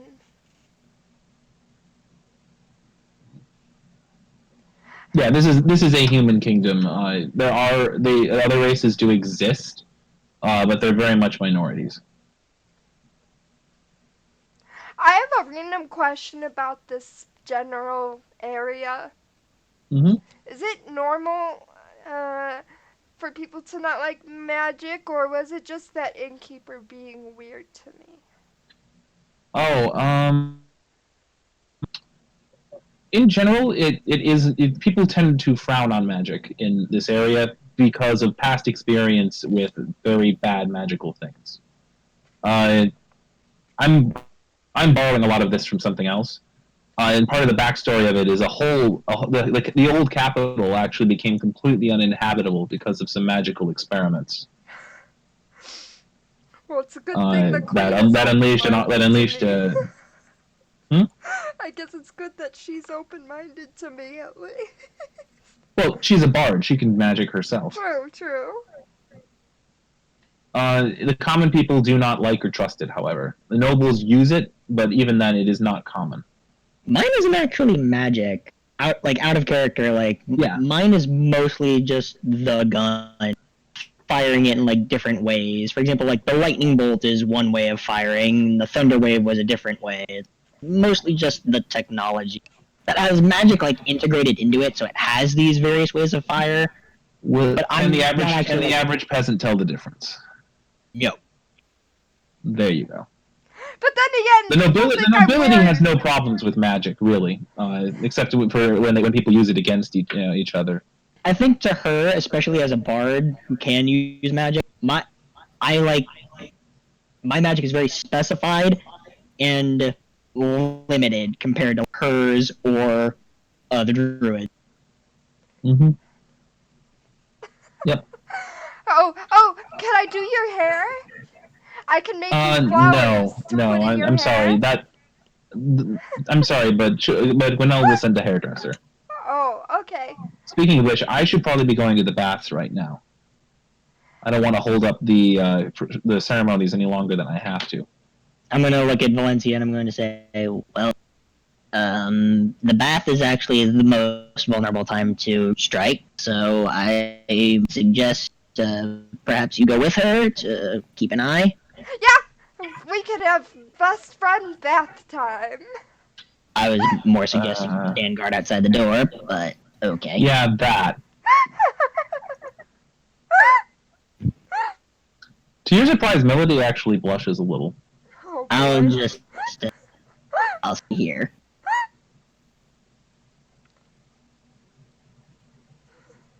And I'll kind of go over into the corner, sit down, pull out my journal. I'm just gonna start writing down everything that's happened since we met Melody. Are you sure you want me to stand outside the door? That doesn't seem very protective. It'll be fine. Don't worry. Okay. The fact that Gwinnell hasn't had me like killed here or anything like that means that it's not her that's doing this. So I should be safe here. Unless she wants a more subtle way to kill you. I hate this. She looks down and says, and says that under her breath. I hate this. She seems to be wrestling with something, like trusting and whatnot. It's all right, sweetheart. Humans, as a human, you're what's the thing they say? Infinite potential. Yeah, but I mean, it wasn't like this before. Back when Mom was, I didn't have to worry about any of this. I could just spend time with my friends and at my school. Yeah, when you get the responsibilities, life becomes a bit. You gotta learn to balance. I feel you. Responsibility stinks. Especially when people want everything from you all the time and you have no time for yourself because everyone else wants something from you. Well, that's part of the burden of ruling. It's just, I hate having to mistrust everyone. You can trust me? Yeah, I certainly hope so. I mean, it'd be one heck of a thing to stage an assassination attempt just to get you in with me. That would be really stupid. Yeah, I think so too. I also wouldn't say you have to just automatically distrust everyone you meet. More of just the word I'm looking for. Hold friendship with a grain of salt. How am I gonna say this common? We have a phrase in Gnome. It goes like this.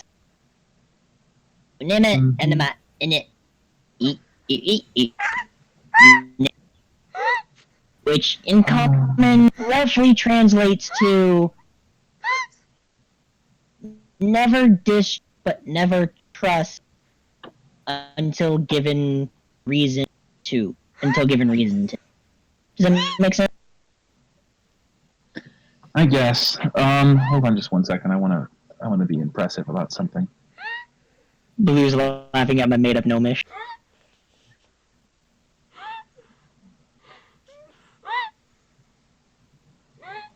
Okay. I killed Blue.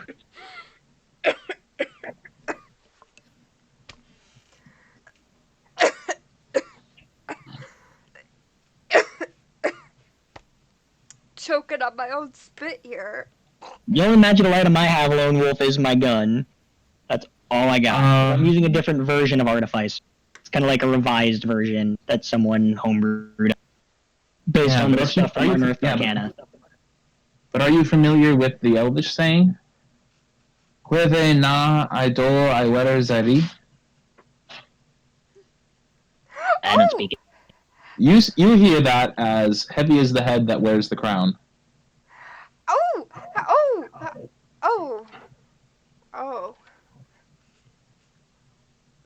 Well, it doesn't have to be.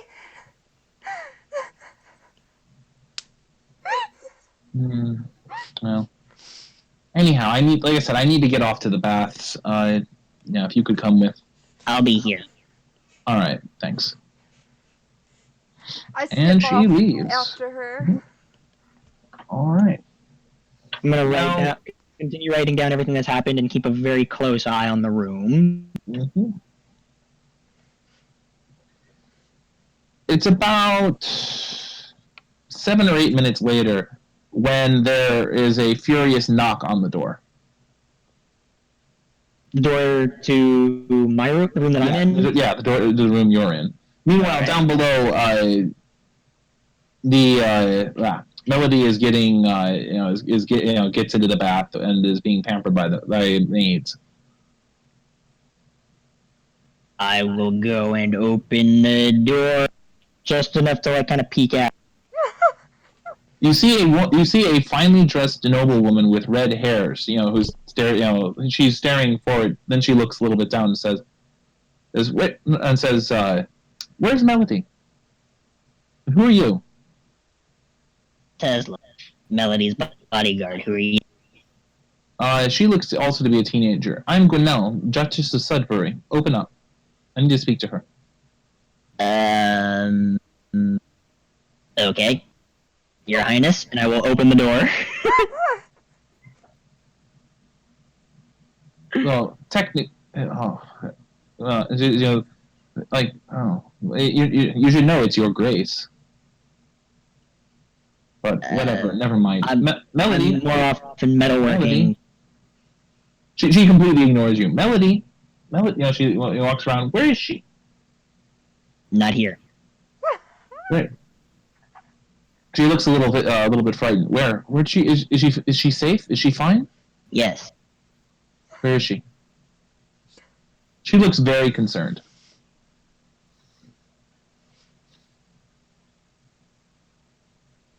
Taking a bath. Oh, I suppose she would. Can you take a message for me? Sure.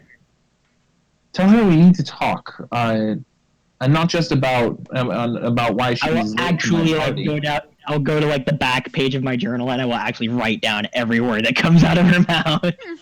She seems appreciative of this. And I'm doing this without breaking eye contact with.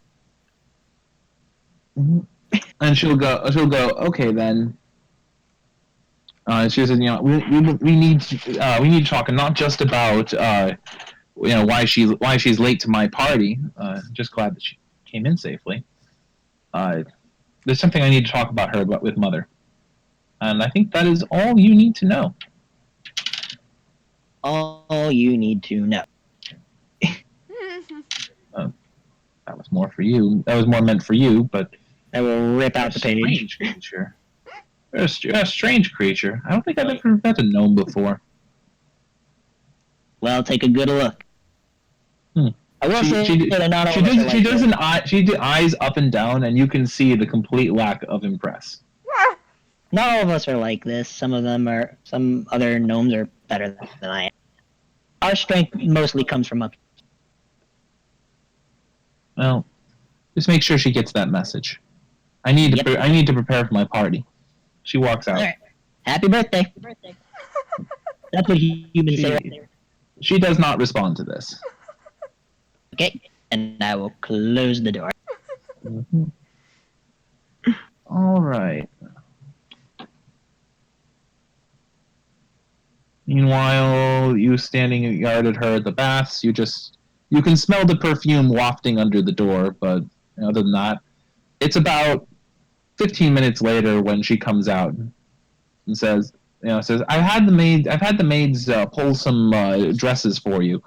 Hopefully they're of a good enough size. We can get you into them with minor modifications. Okay. Luckily, they still have some of mine from the last time I was here. So I don't have to worry about the fact that I had to leave my dresses behind in the carriage. So now you're telling me that we're on close sharing level friendship. I was thinking more along the lines of boss, but.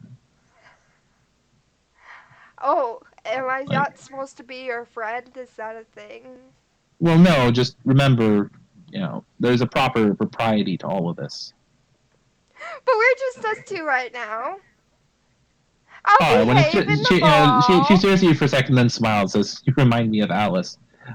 Sure, when it's just the two of us. I'm glad I have a friend here. Okay. All right. Well, in the room after I finished writing everything down that happened with Kalara, is the name of the friend? Yep.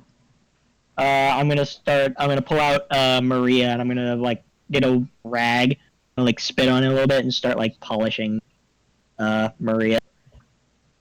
All right. I like how I'm just like, I'm so glad we're friends, and she's just like, okay. Well, her thing is that her first thing is she's like, well, you're my subordinate. You have to realize this. You are not on my level. Yeah. And then she's like, okay, when we're alone, sure. Yeah. I just It's funny. So yeah, she'll take you. She and you will go get to get fitted for the dresses. They find one that's close enough to your size that they can modify it really quickly. Meanwhile, up in the room, there is a knock on the door. A quiet, deferential knock. I will open the door again, same way, kind of like just peeking out. Yep, there's the usual eyes down, but you see an older gentleman. You would say like probably a servant based on the clothing. He says, "I was instructed to come up here and to bring you to a fitting." Excuse me? To a fitting for clothes. Oh. Why? Oh, I was told that this was what I needed to do. By whom? I believe the order ultimately came from Her Highness. Okay. I will open the door. Mm-hmm. All right, you'll need to come with me, and we'll take you to get it'll take you to get fitted for some finer clothing. Looking down at your clothing, he's not particularly like dismissive or anything, but he's like, yeah, like we clothes. We can't do it here. Well, the clothing is down in the fitting room.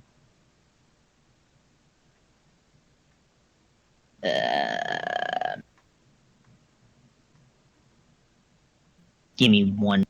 And I will pull out my journal. Mm-hmm. Go to the new last page because I ripped out the original last page. The new last page, and I will write down. Mm-hmm.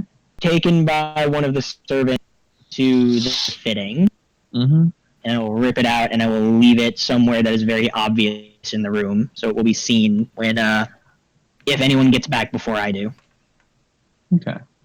And then I will close my journal, put it away, and I will walk up to him and I'll say, "Okay, go."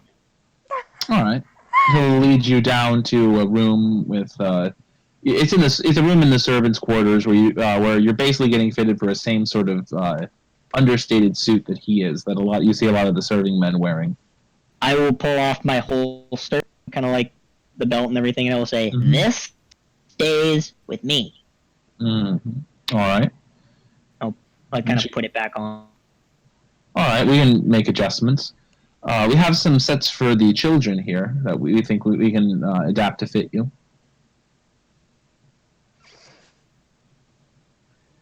As you walk into the fitting room, however, you notice that there is a woman sitting in the room, older woman, mid-30s, with dark black hair. She's watching you as you start getting dressed. Her clothing is also quite fine. Madam? Yes. Would it be rude of me to ask you to avert your gaze, please? I think I lost you. Oh, did you? You said would it be rude of you to ask you to Avert your gaze, please. Oh yes, I suppose. Yeah. Yes, it would be rude of you, but we shall forgive that rudeness. She glances away. Okay, I'll finish getting. Was I getting dressed or undressed? You were getting undressed in order to get dressed. Okay. Like they had finished the alterations and they handed it to you. All right, I will undress and dress as quickly as possible. Mm-hmm. As you finish, you find that she is still looking at you. There's some curiosity in her in her gaze, but there's something about the way she carries herself that makes you feel a little uneasy. Creepy lady. I feel dirty and unprotected without my apron. Not like that. No, I'm saying that in character, like just Okay. kind of like as I'm looking down at the clothes I'm wearing and I see that I don't have my apron, just like I feel very unprotected without my apron. Interesting. Why is that? I like how you're basically the ambassador for gnomes in this area. Why are you here? I'm Melody's new bodyguard. Really? Yes. Why would she contract with... Intriguing. How do you know Melody? Mm. Think. Oh, don't strain yourself, dear. You might as well tell me the truth. I'll know if you're lying. I met her on the road. I see. She took an interest in this device that I had invented. I was actually on my way to the capital to show it to the Royal Engineers. I see. And she spent several hours observing that device? I didn't think that Melody would lose track of time like that. She glances back over to you. It's like inviting you to add more to your story. Basically. I'm actually more just explained how it worked after she did actually see me test it. Uh-huh. What time did you first run into her? It was like mid-morning, probably. Midday. What time did that happen, DM? It happened just before noon. Just before noon? So like late morning. Where were you? On the rip. On the Queen's Highway. Yes, but where? That way. And I will point east. Playing dumb. Don't be silly. Way. Where were you? You get the sense that you should choose your words carefully. This is not someone to be trifled with. What was the name of the town I had just left? Albion. Albion? Mm-hmm. I think I just passed through Albion before we met. Albion is 2 hours' ride by carriage, yet she is more than 5 hours late. We were walking. Why were you walking? The horses on the carriage got... She didn't come in with a carriage, or with any of her escort. Because we couldn't move the carriage, because the horses got sick. What happened to her escort? She told them to wait with the carriage. There was a hole in her in her leather armor, and blood. Yes. Tell me what happened.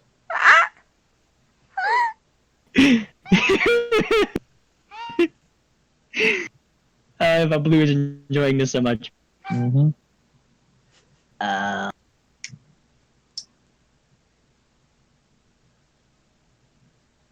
He was... How intimidating is this woman? That is a 9 plus 7 on an intimidation check. Okay. He was attacked by assassin. I see. I'm curious. Why did you not choose to tell her aunt this before? Why did her aunt have to drag this information out of you? Because, well, as her new bodyguard, I don't know who's at the assassin. Acceptable, I suppose. You may go. Thank you. And I will very hurriedly leave the room and go back to Mel. Get me out of here. Mm-hmm. You're not entirely sure, but you think you might. You think you might hear a faint laugh of derision coming. Derised amusement coming, but you'll never know for sure. Do I make it back to Melody's room before she returns? No, actually. Melody however, was expecting this. She did ask for you to get fitted. Okay, I'll come. I'll get back to the room and I'll knock. Mm-hmm. Oh, come in. I'll open the door and come in. close the door very quickly behind me, and then press myself like up against it, like I'm holding it shut. You notice you see Elodie, smack her head, her palm against her head for a split second. And says, "Okay, yes, what's wrong?" Your aunt is a very scary woman. Oh, Lucille. Oh, yes. I suppose Aunt Louie can be a bit much for people, but trust me, she's actually really sweet. Once you get to know her. She did not look or sound sweet in the fitting room at all. You can see her laugh. Don't worry. She's always been very nice. She married my dad's brother. She was asking where we came from, where we met. She was asking why you took so long, why there's a hole in your armor, and I didn't know what she knew that? What? You need to clean your room. A bit scary, that is. Oh, also, and I'll pull out the note that I wrote with the message from her friend. While you were in the bath, this happened. She looks at it and glances at, well, yeah. She and her mother don't get along. And now that I'm going to be queen, I'm sure she expects me to do something about it. It's not anything you have to worry about. But yeah, don't let Aunt Lucille bother you. She always is a bit intense at times, but don't worry about it. Anyhow, though, now that you have, what do you think of our friend here? Don't you think she cleans up well? Trots out Valencia. Wow, you both look stunning. What does the dress look like? What would you like your dress to look like? Is a better question. I don't know. Fancy? It is an incredibly fancy thing, decked out with ribbons and bows and all that sort of stuff. I just immediately imagined something like what Fluttershy wore to the Grand Galloping Gala. Yes, only set for a human, not a horse. Yeah. You know, I actually think this might have been. I think this might actually have been. This might actually have been Weeks once. What? Oh, Gwenelle's mother, the Countess of Dis. I'm like instinctively like rubbing my hands on my like shirt, thinking I have an apron, even though my hands aren't dirty. Isn't Dis a city in one of the 9 hells? The names are. It was somewhat unfortunately named, or rather, unfortunately renamed. Well, it was named that way after one of my ancestors had to take it in a siege. He did not have a good time with it. Okay. So he decided to rename it after that. Okay. Well, anyhow, though, are we all ready? Anything else we need? I'm surprised you didn't make me wash the blood off my chest. Yeah, she did. Oh. That's what she said. Doesn't she clean up nice? Oh, okay. I was like, I didn't get a bath.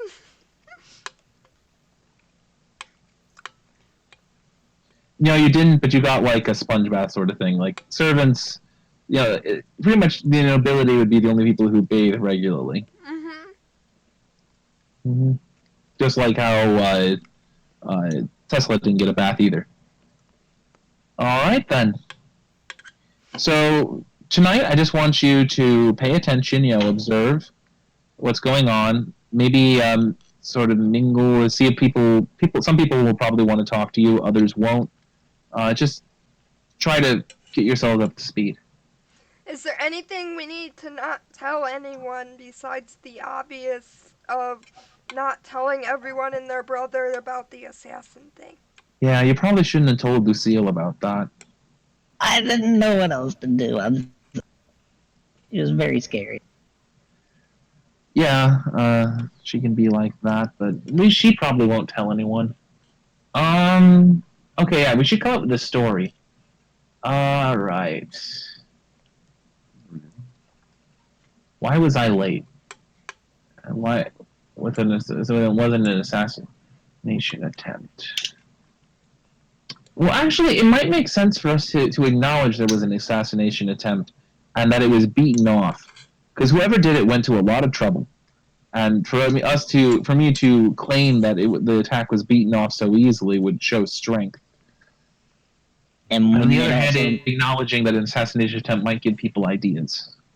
but wouldn't this is saying that it was beaten off easily put the two of us into a intimidating light as powerful bodyguards that fended this assassination off? And I could tell people Yes, about how I but turned into a hyena.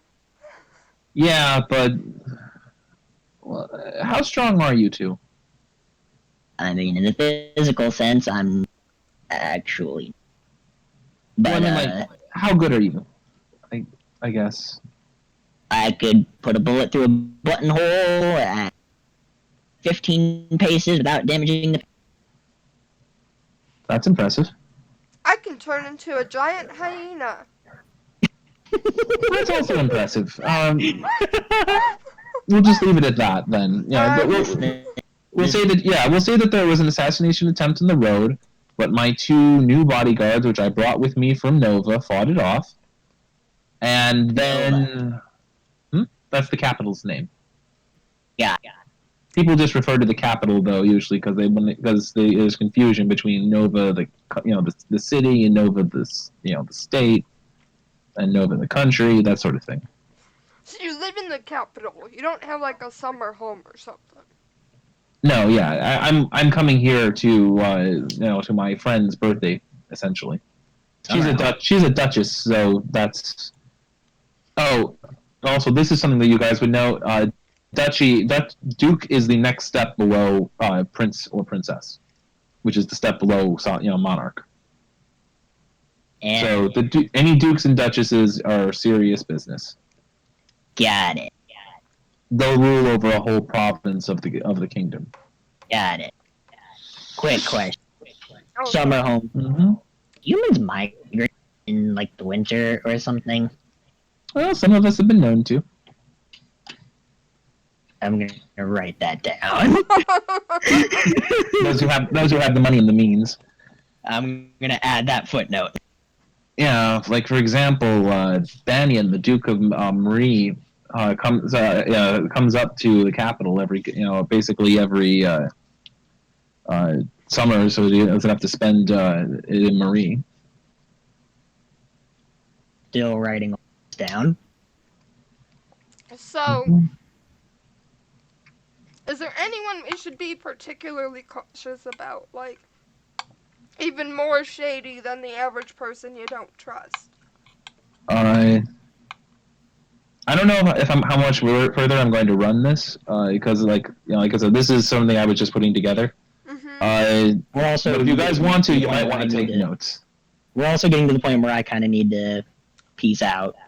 Yeah, I'll answer this question and then we'll call it here. And if you guys want to continue this some other time, you may want to take notes on people. Okay. She's about to describe to you all of the dukes and duchesses. I hope that you're taking notes because I'm eating. I'm about to take notes. Hit me. Okay, the Duke of Caloris is her father. The Duke of Merva is her uncle, and who Lucille, the woman that intimidated you, is married to. Is married to the Duke of Merva.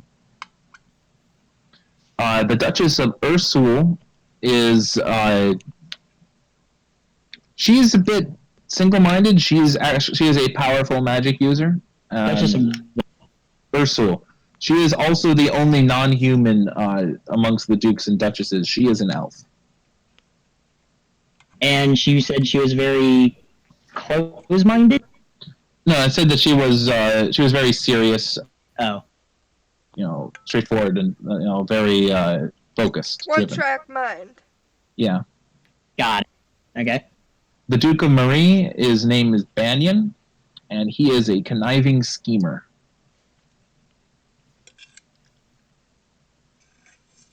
His sister is the Duchess of Hellas, and she is a bit of a raging tomboy. Duchess of what? Hellas. And that's a tomboy. Yep. Okay. The Duchess of sister. Yeah, that's the sister of Banyan. Oh, sister of Banyan. Yep. The Duchess of Mead is named Corisande. Sounds like a fun duchy to be in. Yeah. Yeah, but you do not want to be part of her family.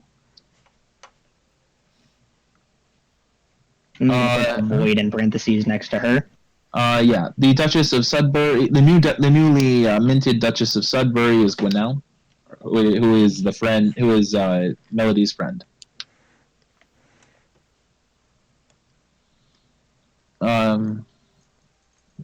Corisande, I'll go back for a sec. Corisande is well known for her appetites.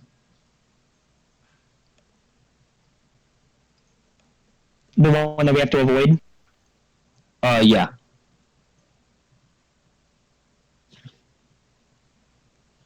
What? Got it. The Duke of Mazamba is another one of Melody's uncles.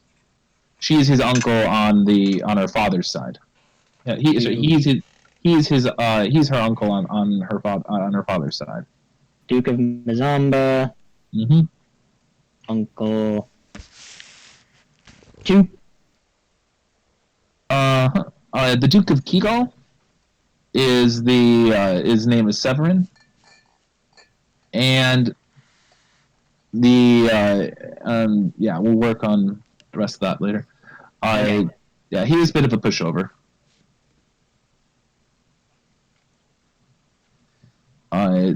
Reese is the Duchess of Lilla, and she is Severin's stepmother, and she is also the mother of Corisande. What was her name again? Reese. Between her daughter, her daughter and her son, she basically controls the eastern half of the entire kingdom. She is sometimes referred to as the other queen. Not in the earshot of the queen, but still. She is a very powerful woman.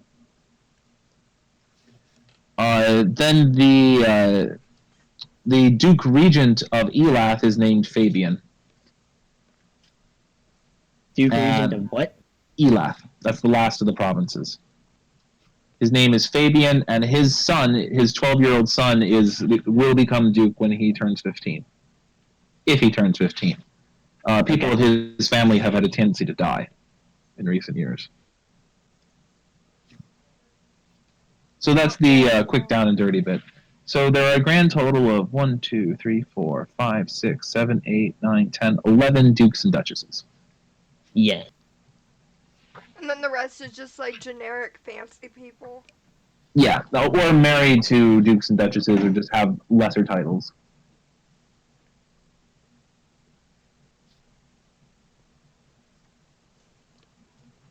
And both in and out of character, I write all of that down. Mm-hmm. So yeah, you might learn more about them if we ever continue this. Like I said, I'm taking this directly from a pre-existing world. Makes sense. So yeah, and I think that'll be a good place to end off for tonight. I like how I kept going back and forth between being a Valley Girl voice and going to my default, like, Aza excited voice. Apparently, I couldn't make up my mind on what I wanted to do with that. I mean, I started this, but then I kind of actually lost a bit in nasal. Mm-hmm. All right. Still fits though. So if you guys ever decide to go through this, the basic plot of it is you're going to be doing your best to make sure that Melody lives long enough to inherit the throne. Awesome. And queen. Sounds like a plan. Mm-hmm. Yeah. So, what'd you think? That was awesome. Thanks. Yeah, why don't you do your wrap-up stuff, new guy? Alright, goods, bads, and plug. Mhm. That was super well thought out and very lore packed for a one shot that you put together like in the span of probably a couple hours. Mm-hmm. Awesome. Very roleplay heavy, and though I can see like that being this one shot being horribly ruined by character motivations. For example, like one of us were maybe a rogue who's like only out for number one, the kind of like typical rogue who wants to be alone. Mm-hmm. I don't see how you could possibly get them to join in adventure aside from the promise of shitloads of gold. Well, it would have been absurd for you to shank her on the side of the road and take her +3 armor and weapons. There's also that. Like, I was fully prepared for that to be a possibility. And that would have been where the one shot would have been, just a one shot. Like, just steal all of her shit. There's also that. Yep. Or, like, maybe, like, the barbarian with an intelligence of 5, like, he's not really they're not really gonna understand why they should be going along. They're gonna be like, alright, well, I killed some things, I'm done here, and leave. Yep. Like I said, that also would have been a perfectly acceptable end to it. But anyway. Yep. In terms of bads, that's really it. It's like with any one shot, it's a matter of, or any campaign in general, it's a matter of finding a reason to make your players actually go through the whole adventure. Mm-hmm. Which you did very well. As for plugs, we're not streaming right now. We had a bit of a hiatus, and when we were supposed to come back, we couldn't because 2 players. We were only going to be like 3 players at a time. The DM and 2 others, like that.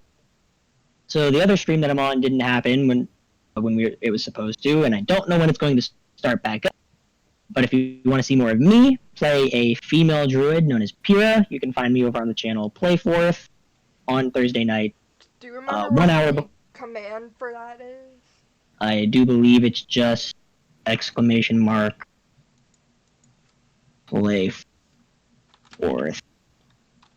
Yep, there it is. You can catch me over there on that channel. We stream on Thursday night, 1 hour before Critical Role, if you know what that is. And play some D&D. Sweet. Paul? All right. Yeah, Paul. This went a lot. I mean, I was a little bit worried that I wouldn't be able to get Valencia to go west. Like, that she was just gonna, now that she'd more or less finished her mission, she was just going to go back. So that's why I had you just randomly appear here. You know, like, so that to make it so that you had a reason to go with him. Mm-hmm. Hopefully that little sleight of hand worked and wasn't too bad or anything like that. I mean, to be fair, Valencia, you just gotta ask her for help, and she's stuck to you. That was kind of one of the things that I tried to do. I was trying to tell her, it's like, if we both need to go capital, it's like, why don't we just go together and we can watch each other's back? Yeah, but the moment you rolled that medicine check, I was certain that that Elodie was just going to die, and you were going to wonder. So that your Melody was just going to die, and you were going to wonder what the heck was going on for the rest of ever. The rest of eternity. Yeah, like I said, I played this much looser than I would in a campaign, just because this was a one shot where I'm like, anything that happens is fine.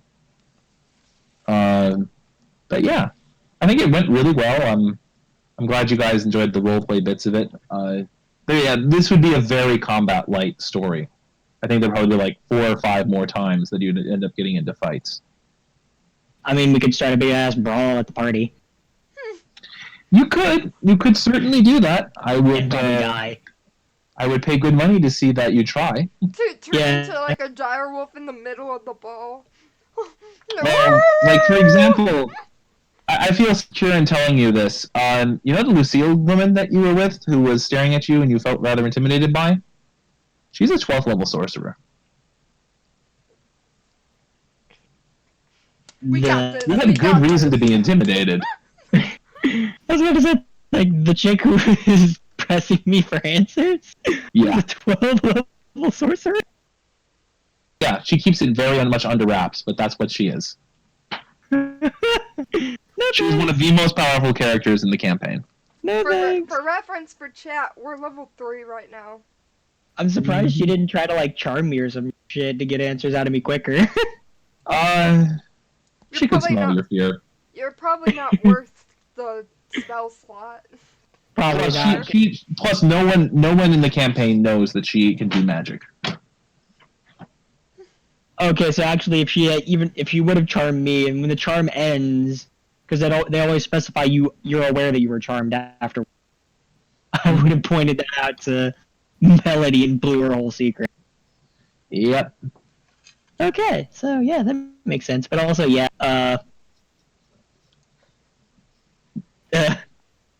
very scared. She could smell my fear.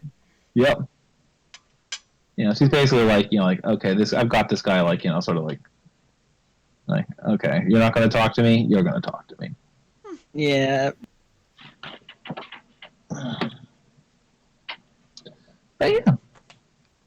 Anything else you want to say, Paul? No, like, I'd be interested in, I'd have to do quite a bit of converting to be able to try to pull up the adventure on this, but I'd be interested in doing it maybe sometime. Wouldn't be too hard to insert other characters too. The full adventure. Yeah. If we ever like maybe if we ever wanted to try something with that again. For the next time that too many people are gone or something. Yeah. Or if we ever just don't feel like playing Curse of Strahd or Sales. More likely to be Curse of Strahd than Sales because I don't like GMing because I'm lazy, but you know. Yeah. Much a social game. This one here. It's a game. This is basically Game of Thrones. The original source of this was essentially an anime girl version of Game of Thrones, like an anime magical girl version. Oh, that's fun. Yep. Maybe, who knows? Yeah. Maybe it'll turn into the next campaign when Strahd is over. Because when we're done with Strahd, we are not continuing that game. Into just randomness. Mm-hmm. Alright, let's see. I had fun. I enjoyed being able to play a druid where it wasn't like a full dedication of a campaign since spellcasters are scary to me. You could figure out a spellcaster if you had the time. I mean, I struggle boss even with my NPC spellcasters, so yeah. But it was fun, and I got to be a giant hyena, which is pretty cool. Yep, agreed. Literally bit a throat so much that I decapitated him. Just ate the entire neck. Yeah, one bite.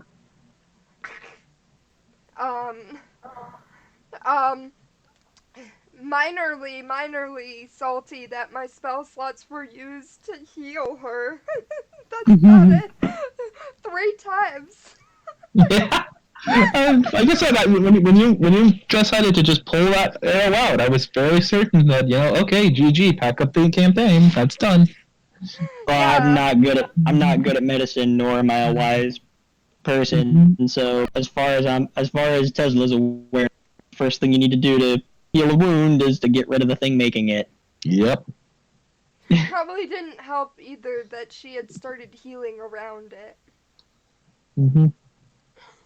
Oh yeah, that definitely didn't help. No, it did not. To be fair to your character, you would have had to roll a medicine like 18 or 20 for me to say, okay, that didn't hurt her.